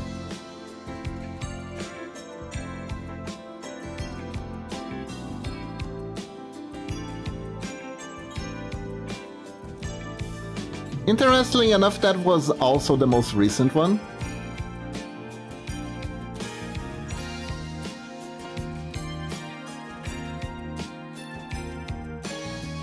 And also this one.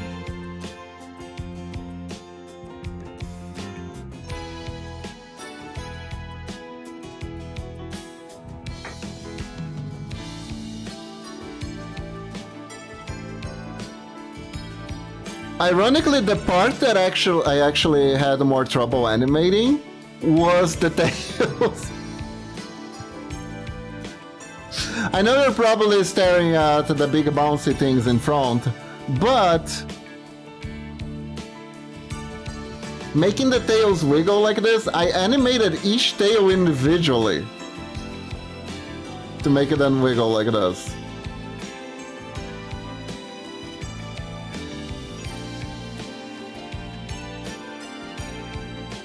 Wasn't easy.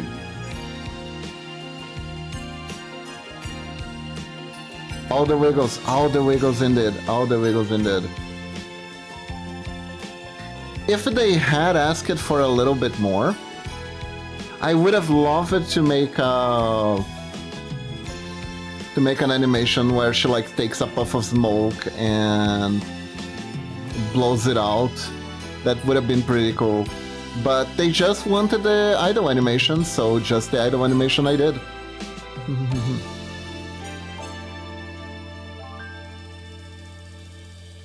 It was all the wiggles. Those are pretty good bounces. Those are pretty good bounces.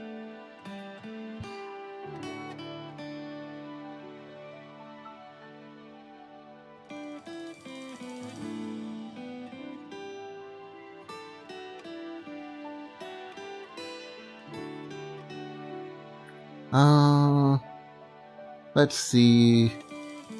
Oh yeah, I had a really bouncy animation commission, but I really can't show it on stream. I really can't. That one, I don't even know.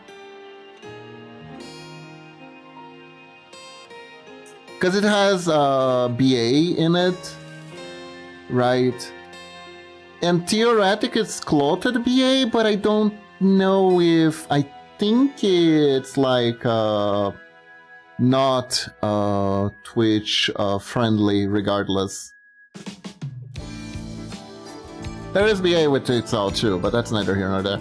Anyways, everyone, with all that said, I think that's all the time we have for today. So thank you all for joining me today. Hope you all have a wonderful day or night. Stay awesome, and I'll catch you guys later, okay? See you guys next time for Mass Effect 2. I think we're close to ending the game, actually. I think theoretically I could end the game at any time. I have a few quests to do, but I don't think I need to do every single quest, I don't know. So I'll figure that out at some point.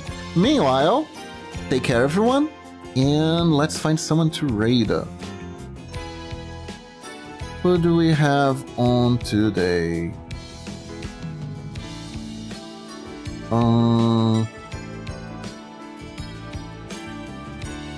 We're gonna go to...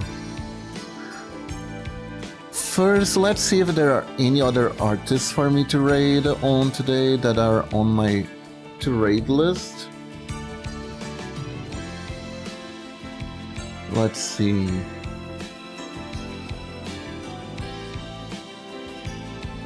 Who is on? Anyone arting?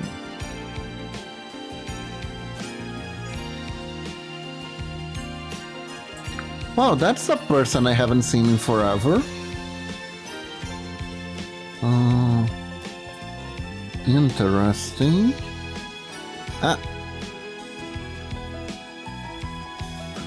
Oh, she's not arting right now, but she's a pixel artist. Let's go to her.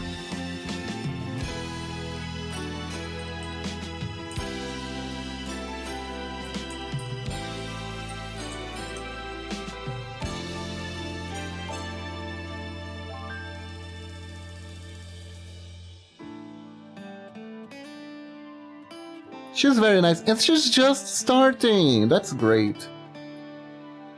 Okay, so everyone, thank you all very much for joining me today. Hope you all have a wonderful day or night. And remember, when in doubt, when you think you can't do it, just think like a ninja. And sure you can. So bye-bye, everyone. Have a good one. Bye-bye. See ya.